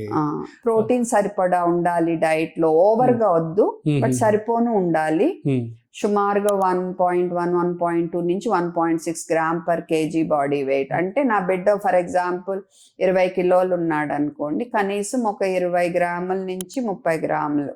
ఓకే. ఎంత వెయిట్ ఉంటే అన్ని గ్రామ్స్ ఆఫ్ ప్రోటీన్ ఇవ్వాల్సి ఉంటుంది సుమారుగా 20 లోపు అయితే వద్దు, మళ్ళీ 30 పైన కూడా అంతొద్దు. మళ్ళీ ఒబేసిటీకి ఏమైనా ఛాన్స్ ఉండే? ఒబేసిటీ అనే కాదు, తను మందం చేయొచ్చు, డైజెషన్ అవ్వకపోవచ్చు, అండ్ కిడ్నీస్ కూడా ఇంకా పెరుగుదల ఎదిగే స్టేజ్ లో ఉన్నాయి. అండ్ ఈ ప్రోటీన్ ఎంత అనేది ఇప్పుడిప్పుడే స్టడీస్ జరుగుతాయి, మనకి ఇంకా క్లియర్ పిక్చర్ రాలేదు. సో ఓవర్ చేయొద్దు. Okay, got it. ఫ్యూచర్ లో పిల్లలకు సంబంధించినటువంటి మెడిసిన్స్ లో ఏమైనా మార్పు వచ్చే అవకాశం ఉందంటారా? అండ్ ఫ్యూచర్ లో ఎలా ఉండబోతుందంటే ఏమన్నా మీకు? అంటే మెడిసిన్స్ అనేవి ఈ ఫీల్డ్ ఎప్పటికప్పుడు డెవలప్ అవుతా ఉంటది, మార్పులు వస్తా ఉంటాయి. సో అది జరుగుతూ ఉంటాయి, కొత్తవి వస్తా ఉంటాయి. కానీ మన దేశంలో మెయిన్ మార్పు రావాల్సింది ఏంటంటే, పాశ్చాత్య దేశాల్లో లాగా ఓన్లీ జ్వరం మందు ఒకటి, మాక్సిమం ఎలర్జీ అండ్ కాఫ్ ఏదైనా ఒకటి, ఎలర్జిక్ కాఫ్ కి ఒకటి, అండ్ యూఆర్ఎస్ తప్ప ప్రిస్క్రిప్షన్ లేకుండా ఏమి ఉండకూడదు. బట్ అలా ఉండాలి అంటే మరి మన పేదరికం మనకి బోల్డ్ అంత ఉంది, అందరూ ప్రైవేట్ డాక్టర్ల దగ్గరికి వెళ్ళలేరు. సో గవర్నమెంట్ సెటప్ ఇంకా బాగా ఇంప్రూవ్ అవ్వాలి. అంటే మరి గుంపులుగా ఉండటం వల్ల అటు వెళ్ళరు. సో ఏమో ఇదంతా చాలా అంత ఈజీ కాదు. హెల్త్ కి బడ్జెట్ పెరగాలి ఫస్ట్, అండ్ గవర్నమెంట్ ఇంకా బాగా అవగాహన తీసుకురావాలి. ప్రతి ఊరు ప్రతి మనిషికి ఇదిగో జ్వరం వస్తే నువ్వు ఇలా చేయాలి, బిడ్డకి లూజ్ మోషన్స్ వస్తే ఇలా చేయాలి, గబుక్కుని చోక్ అయితే ఏం చేయాలి, అవేర్నెస్ అనేది బాగా గవర్నమెంటే తేగలదు. మాలాంటి వాళ్ళు ఏదో కొంతమందికి తేగలం అంతే. ఓకే మ్యామ్, ఇప్పుడు మీ గురించి చెప్పండి. ఎక్కడ పుట్టారు, ఎక్కడ పెరిగారు? నా గురించి నేను తణుకులో పుట్టాను. Okay. West Godavari and main విజయవాడలో పెరిగాను. మాది కూడా విజయవాడే. చదువుకున్నాను. అండ్ జిప్మర్ లో నేను MBBS MD చేశాను. ఓకే. తర్వాత ఇప్పుడు ఇంకా హైదరాబాద్ లో. ఓకే. మీ ఇన్నేళ్ల జర్నీలో ది హ్యాపీయెస్ట్ డే అనిపించింది ఏమైనా ఉందా అండి? బోళ్ళని ఉంటాయి, ఒక్క డే అని కాదు. అదే ప్రతి కిడ్ కి మీరు నా బేబీ పుట్టినప్పుడు. అవునా? ఓకే. సో మీరు మీ ఫ్యామిలీ గురించి చెప్పండి. ఫాదర్ మదర్ కావచ్చు. మా నాన్న డాక్టర్, అమ్మ ఇంకా నో మోర్, తను కర్ణాటిక్ మ్యూజిషియన్, మా హస్బెండ్ ఎండోక్రైనాలజిస్ట్. ఓకే. డాక్టర్స్ అందరూ కూడా ఫ్యామిలీలో. అండ్ మా father in law no more, ఆయన సెంట్రల్ డిఫెన్స్ లో చేశారు అకౌంట్స్ లో. మా మదర్ ఇన్ లా రిటైర్ అయిపోయారు. She was also in military engineering. Very nice background. So ఎవరు మీకు ఇన్స్పిరేషన్ ఇన్ లైఫ్? ఒక డాక్టర్ గా కావచ్చు, ఒక ధీర వనితలాగా వెళ్తున్నారు ముందుకి. దానికైతే నాకు నేనే ఇన్స్పిరేషన్. ఓకే. బట్ మా అమ్మ ఇన్ఫ్లుయెన్స్ నా మీద చాలా ఉంది. అవునా? నేను ఏది సాధించినా దాని పడే హ్యాపీనెస్, అండ్ మా నాన్నగారు సపోర్ట్. ఇప్పుడు కూడా ఎప్పుడన్నా నేను నీరసంగా ఉంటే గబుక్ నేను చేయనా అమ్మ, చేసి పెట్టినా అని చేసి పెట్టిస్తారు. తింటా కానీ ఏదన్నా. ఇప్పుడు మా పాపని నేను హాస్పిటల్ ఉన్నప్పుడు తనే కాపలా కాసేవారు, చూసుకునేవారు. Husband support. Husband definitely very good academician, very good doctor, all rounder. So అలాగా. అండ్ నేను చదువుకున్న జిప్మర్ లో మా ప్రొఫెసర్స్ వల్ల నేను చాలా మెయిన్ ఎథిక్స్, ఎంపతి అనేది మట్టుకు, అంటే అవతల మనిషి బాధను అర్థం చేసుకునే తత్వం, ఎథికల్ గా ప్రాక్టీస్ చేయటం ప్రొఫెసర్స్ వల్ల నేర్చుకున్నాను. బ్రెస్ట్ ఫీడింగ్ ఇంపార్టెన్స్, నిజాయితీగా పనిచేయటం. తర్వాత మనకి రామకృష్ణ తాత గారు అని ఉండేవారు. ఆయన చిన్నప్పటి నుంచి నాకు ఆలోచించటం అనేది నేర్పించారు. హెడ్ మాస్టర్, చాలా మంది స్టూడెంట్స్ కి ఆయన హెడ్ మాస్టర్, చాలా గొప్ప వ్యక్తి. తర్వాత వికాస్ విద్యావనం అనే స్కూల్లో చదువుకున్న వాళ్ళు చిన్నప్పటి నుంచి ఆలోచించే తత్వాన్ని బాగా మాకు నేర్పించారు. బట్టి కొట్టే తత్వం కాకుండా. విజయవాడలో స్కూల్ అది. తర్వాత 4 years సిద్ధార్థ ఇడుపు గల్లులో చదివాను. బట్ మెయిన్ పునాది పడింది నాకు వికాస్ విద్యావనంలో. సో అలా చాలా మంది మీకు ఉన్నారు. బట్ ఈ మొండి ధైర్యాన్ని ఇప్పుడైతే నాకు కొంతమంది ఐఏపీలో కూడా రేఖా మ్యామ్ అని, డాక్టర్ రేఖ, అండ్ కొంతమంది డాక్టర్ అశోక్ గారు, డాక్టర్ తుతేజ గారు, వీళ్ళందరూ కూడా seniors, very ethical. So doctor Preeti ma'am, వీళ్ళందరూ కూడా చాలా సపోర్ట్ గా ఉన్నారు. సో అలా నా ఫ్రెండ్స్ చెప్పాను. సో గుడ్ మంచాలు చాలా మంది నా చుట్టూ ఉన్నారు. చాలా మంది ఉన్నారు. మీరు అందరూ ఉన్నారు. Obviously will be there. Ma'am, ఇందాక మాటల్లో మీరు మీ మదర్ గురించి చెప్పారు. సో అమ్మ గురించి ఏదైనా మంచి మెమరీ మీకు చిన్నప్పుడు ఉంటే చెప్పండి. అన్ని మంచి మెమరీ. అవునా? Share any moment with us. ఎప్పుడు ఒళ్ళో కూర్చునేదాన్ని. కాలేజ్ నుంచి వచ్చినా కూడా మళ్ళా నేను ఫస్ట్ ఇయర్ అయ్యాక, అప్పటికి I would have been 19 years. నాకు అమ్మోళ్ళలో కూర్చోవటం చాలా ఇష్టం. సో ఎవరో వచ్చి ఏంటమ్మా నువ్వు ఇంకా కూర్చుంటున్నావు అని ఎగతాళి చేశారు. అప్పుడు మటు నాకు చాలా కోపం వచ్చింది. మా అమ్మ నా ఇష్టం అన్నా. సో నాకు అమ్మోళ్ళలో కూర్చోవటం చాలా ఇష్టం. Nice. May her soul rest in peace. So coming to this, పిల్లలకి సంబంధించి జలుబు, దగ్గు ఇవన్నీ వస్తూ ఉంటాయి. వీటికి సంబంధించి మెడిసిన్స్ ఏం చెప్పాలనుకుంటున్నారు, ఏంటి? సో ఇప్పుడు ఏంటంటే జలుబు, దగ్గు 5 రోజుల నుండి అవే వెళ్ళిపోతాయి అంతే అంటారు మోస్ట్లీ. ఓకే, ఎప్పుడన్నా గాలి పీల్చుకునే రంధ్రాలు మూసుకుపోయినాయి అనుకో, మనకి ఆయాసం వస్తుంది. ఆ టైప్ ఆఫ్ దగ్గుకి డెఫినెట్ గా మనం ట్రీట్మెంట్ తీసుకోవాలి. అలాగే క్రూప్ అని ఒకటి ఉంటుంది, బాగా ఇక్కడ వాపు వస్తే విపరీతమైన దగ్గు, దానికి ఒక రకమైన ట్రీట్మెంట్ ఉంటుంది.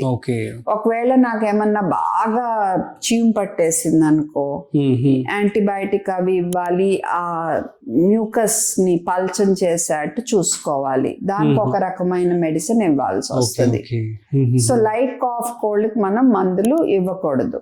ఫస్ట్ ఆఫ్ ఆల్ ఎలర్జీ వల్ల వచ్చింది అనుకో, చాలా ఉందనుకో, ఎలర్జీని సప్రెస్ చేసేది ఇవ్వాలి.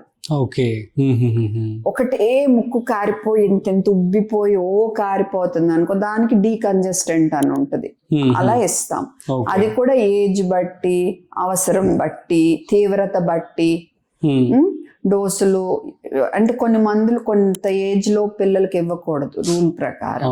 సో అవన్నీ చూసుకుంటా జాగ్రత్తగా మేము ప్లాన్ చేయాలి.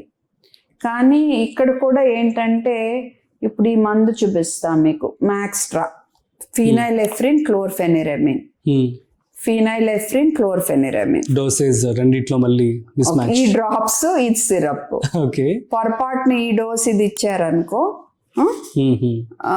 అంతే, మళ్ళీ డేంజర్. బ్రీతింగ్ ఆగిపోవచ్చు, అంత అంటే అంత డల్ అవ్వచ్చు. దాని మీద ఉంటుందా మ్యామ్ ఇంత క్వాంటిటీ? వీటి మీద ఉండవు. అండ్ అదే కాకుండా 2-3 ఏళ్ల క్రితం గవర్నమెంట్ ఆఫ్ ఇండియా రూల్, 4 ఏళ్ల పిల్లలకి ఇవ్వద్దు ఈ కాంబినేషన్ అని రూల్ పెట్టారు. 1 ml 2 mg క్లోర్ఫెనిరమిన్, 5 mg ఫినైలెఫ్రిన్. ఇక్కడ ఏమని ఉంది, do not give below 4 years అని ఉంది. ఓకే, యాక్చువల్ గా కరెక్ట్ డోసు కరెక్ట్ గా ఇస్తే 2 ఏళ్ళ పైన పిల్లలు పోను కనీసం బాగా అవసరమైనప్పుడు పెద్ద ప్రమాదం ఉండదు కరెక్ట్ డోస్ ఇస్తే. కానీ ఇక్కడ ఏమవుతుందంటే ఇవన్నీ మెడికల్ షాపుల్లో డైరెక్ట్ దొరికిపోతాయి. సో అండ్ డోసులు రాంగ్ ఇచ్చేస్తారు, దానివల్ల డేంజర్ అవుద్ది. అండ్ మందులు ఎక్కడ పడితే అక్కడ పడేస్తారు, దానివల్ల కూడా డేంజర్ అవుతుంది. డేంజర్ అవటం వల్ల ఇంకా వీళ్ళు 4 ఏళ్ళ పిల్లలకి ఇవ్వద్దన్నారు. ఇవ్వద్దన్న గవర్నమెంట్ దీని ప్రొడక్షనే ఆపాలి కదా. కింద వెనకాల do not give below 4 years అంటే ఎవరు చదువుతారు? నువ్వు మెడికల్ షాప్కి వెళ్ళి తీసుకున్నప్పుడు ఎవరు చెప్తారు నీకు? ఎవరు చెప్పరు. ఓకే, సో ఇదే కాకుండా ఈ కంపెనీ చూడండి, ఇప్పుడు సినరెస్ట్ అని ఉంది. సినరెస్ట్ ఏఎఫ్ అని ఉంటుంది, సినరెస్ట్ ఉంటుంది. ఇందులో క్లోర్ఫెన్రెమిన్, ఫినైలెఫ్రిన్. ఇందులో క్లోర్ఫెన్రెమిన్, ఫినైలెఫ్రిన్, మళ్ళీ పారాసెటమాల్. సో మీరు తెలియక జ్వరానికి ఒకసారి పారాసెటమాల్ ఇస్తారు, ప్లస్ ఇది ఇచ్చేస్తారు. సో డబుల్ పారాసెటమాల్ అయిపోతుంది. Okay, same name. So doctor ఇది రాశాడు అనుకో, వెళ్ళి ఇది ఇస్తారు. ఓకే, మళ్ళీ డాక్టర్ సిరప్ రాశారు అనుకో సినరెస్ట్, మీరు వెళ్ళి డ్రాప్స్ ఇచ్చారనుకో, మళ్ళీ అది ప్రమాదము. సో అండ్ మన డాక్టర్స్ కూడా చాలా మంది క్లియర్ గా రాయటం లేదు, రాసిన ఎక్స్ప్లెయిన్ చేయట్లేదు చాలా. అంటే ప్రిస్క్రిప్షన్స్ మీరు చూసే ఉంటారు. అవును, మీరందరూ ఎందుకని అలానే రాస్తారు? Actually I mean to say like అందరూ కాదు, మేము బాగా రాసే వాళ్ళం ఉన్నాము, రాయన సంగతి చెప్తున్నాను. మెడికల్ షాప్ వాళ్ళు కూడా క్వశ్చన్ చేయాలి క్లియర్ గా, లేకపోతే మాకు క్లియర్ గా తెలియాలి ఇందులో కాంపోజిషన్ ఏంటి అనేది క్లియర్ గా రాయాలి మేము, దిస్ ఇస్ ద కాంపోజిషన్ అని. ఓకే, అండ్ కొనుక్కునే వాళ్ళు కూడా చూసుకోవాలి. కానీ అంత లిటరసీ అందరికి ఉండదు కాబట్టి అట్లీస్ట్ డాక్టర్స్ నుంచి, ఫార్మసిస్ట్ నుంచి మిస్టేక్స్ జరగకూడదు. అసలు అథారిటీస్ కూడా ఇన్ని రకరకాల వాటికి పర్మిషన్లు ఇవ్వకూడదు. సేమ్ నేము, డిఫరెంట్ మందులు ఉండటం, డిఫరెంట్ డ్రాప్స్, సిరప్ అన్ని సేమ్ నేమ్ ఉండటం, అండ్ వీళ్ళు అడగగానే ప్రిస్క్రిప్షన్ లేకుండా ఇవ్వటం, ఇది కంట్రోల్ రావాలి. ఓకే, ఇప్పుడు సెట్రిజిన్ చూద్దాము. ఇప్పుడు డాక్టర్ ఇది రాశారనుకో, ఈ డ్రాప్స్ కొన్నారనుకో, ఇది 1 ml 10 mg ఉంటుంది ఇందులో. ఓకే, యాక్చువల్ గా 6 నెలల్లో బిడ్డకి ఇది ఇవ్వకూడదు. ఆ పైన కూడా మనము రోజుకి ఈ 2 ఏళ్ళ బిడ్డలకి రోజుకి 2.5 మిల్లీ, రోజుకి 2 సార్లు కంటే ఇవ్వకూడదు. ఓకే, రోజుకి 2 సార్లు కూడా కాదు, రోజుకి ఒకసారి. 6 నెలల్లో బిడ్డకి అసలు ఇవ్వకూడదు. 2 ఏళ్ళ బిడ్డకి 2.5 మిల్లీ రోజుకు ఒకసారి, ఆ పైన 2.5 మిల్లీ రోజుకు 2 సార్లు కానీ 5 మిల్లీ రోజుకు ఒకసారి కానీ ఇవ్వచ్చు 6 ఏళ్ల వరకు. ఓకే, ఇదేమవుతుంది, మెడికల్ షాప్కి వెళ్ళి వాళ్ళే తీసేసుకుని ఫుల్ 1 ml ఇచ్చేసారు అనుకో 3 పూట్ల. పెద్దాళ్ళ డోస్ 10 మిల్లీ, ఇది 1 ml 10 మిల్లీ. పెద్దాళ్ళు రోజుకి ఒకసారి తీసుకోవచ్చు డోసు, ఇది 3 సార్లు ఇస్తే 30 ml ఇస్తున్నట్టు. అంటే ఎంత డేంజరో చూసుకోండి. ఈ కంపెనీని నేను రిక్వెస్ట్ చేశాను, అండ్ వాళ్ళు చాలా మంచిగా ముందుకు వచ్చి డ్రాపర్ సైజ్ చేశాను, ఇప్పుడు మనకు చూపించారు.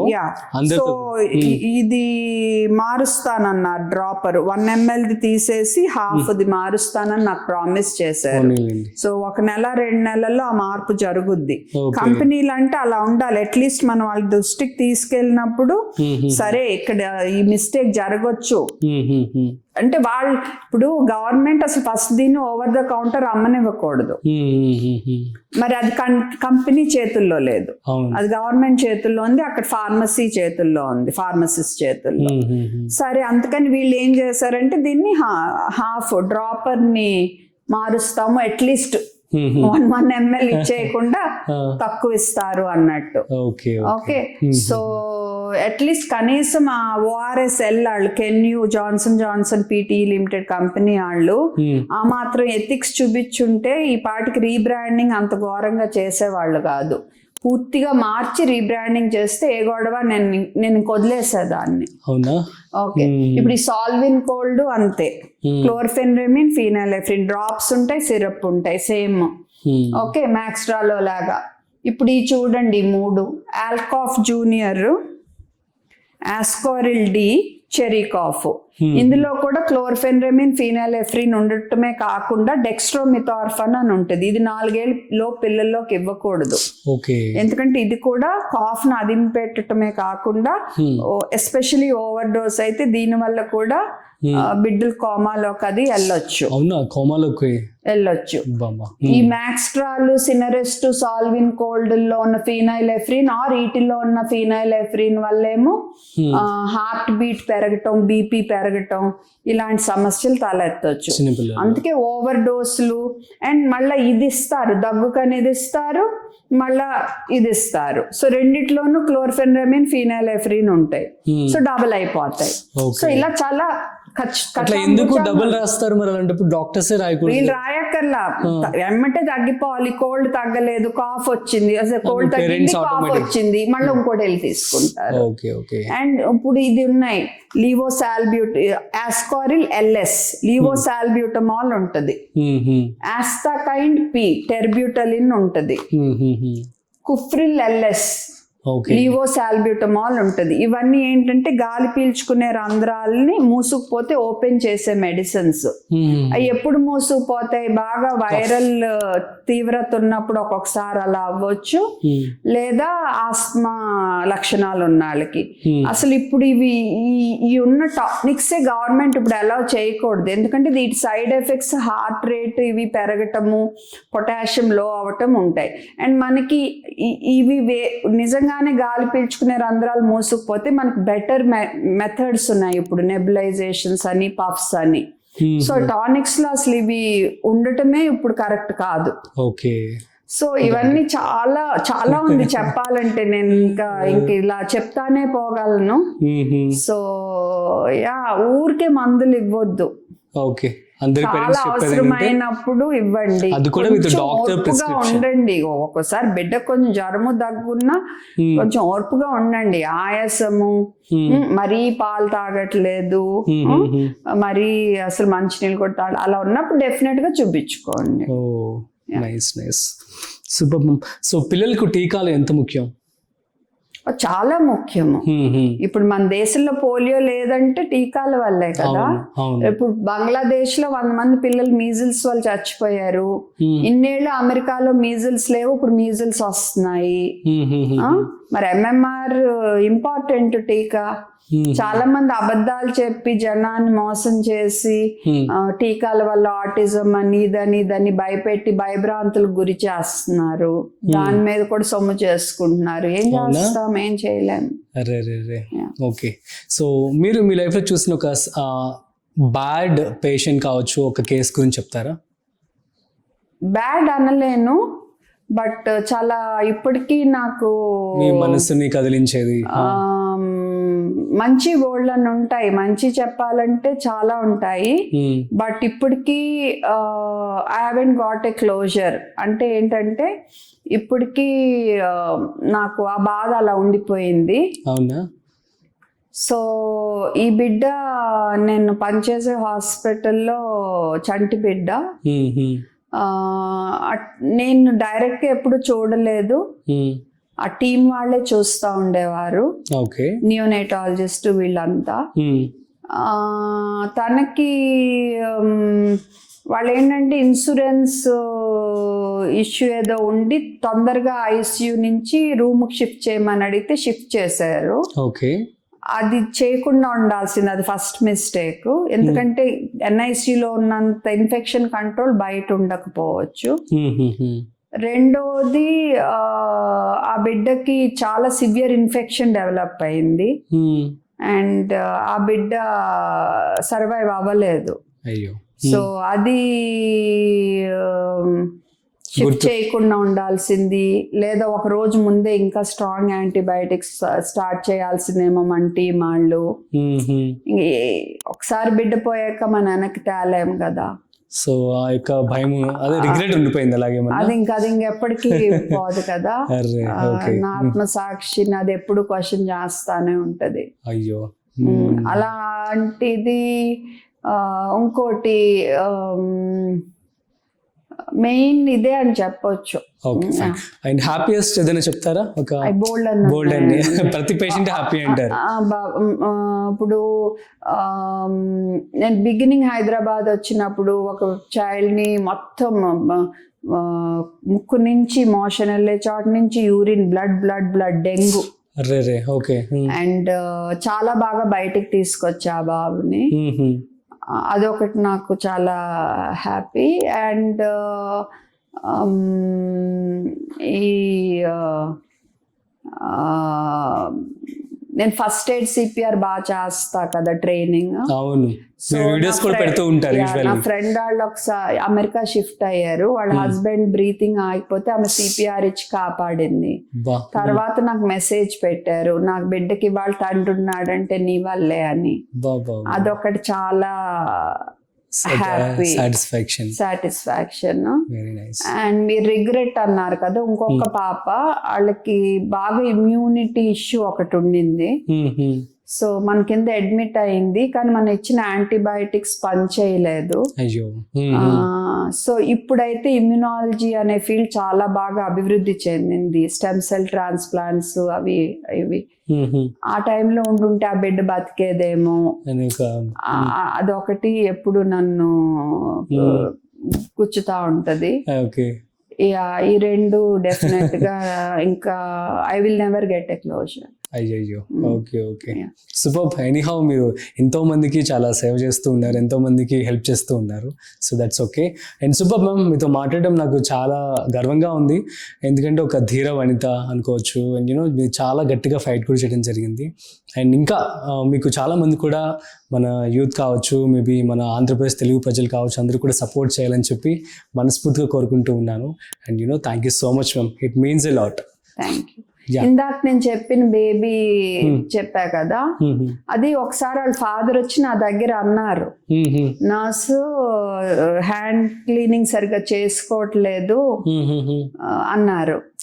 సో అప్పుడైనా నేను నర్సెస్ పిలిచి మాట్లాడాను, కానీ ఇంకా గట్టిగా మాట్లాడాల్సిందా, అతను చెప్పింది ఇంకా శ్రద్ధగా విని మేబీ బేబీని ఎమ్మటే NICUకి షిఫ్ట్ చేయాల్సిందా, ఇలా చాలా ఇలా చేయాల్సిందా అలా చేయాల్సిందా అని మట్టుకు మనసు పీకుతానే ఉంటది. అది దానికి నాకు ఎప్పటికీ క్లోజర్ దొరకదు. I think it's okay. Anyhow ఎంతో మందికి హెల్ప్ చేస్తున్నారు కదా, నో ఇష్యూస్. యాక్చువల్లీ మనం ఒక చిన్న ర్యాపిడ్ ఫైర్ చేస్తూ ఉంటాం లాస్ట్ ఇది ఇంకా. సో మన పాడ్కాస్ట్లో శివరంజని మ్యామ్తో చిన్న ర్యాపిడ్ ఫైర్ అనమాట. Let's start. Ma'am ready? So ORS drink లేదా medicine?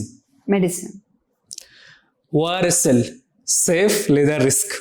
risk when you don't when you give it during dehydration or diarrhea. Okay. Diarrhoea first step ORS లేదా antibiotics? ORS. Okay. Immunity boosters myth లేదా అవసరం? Myth. అవునా?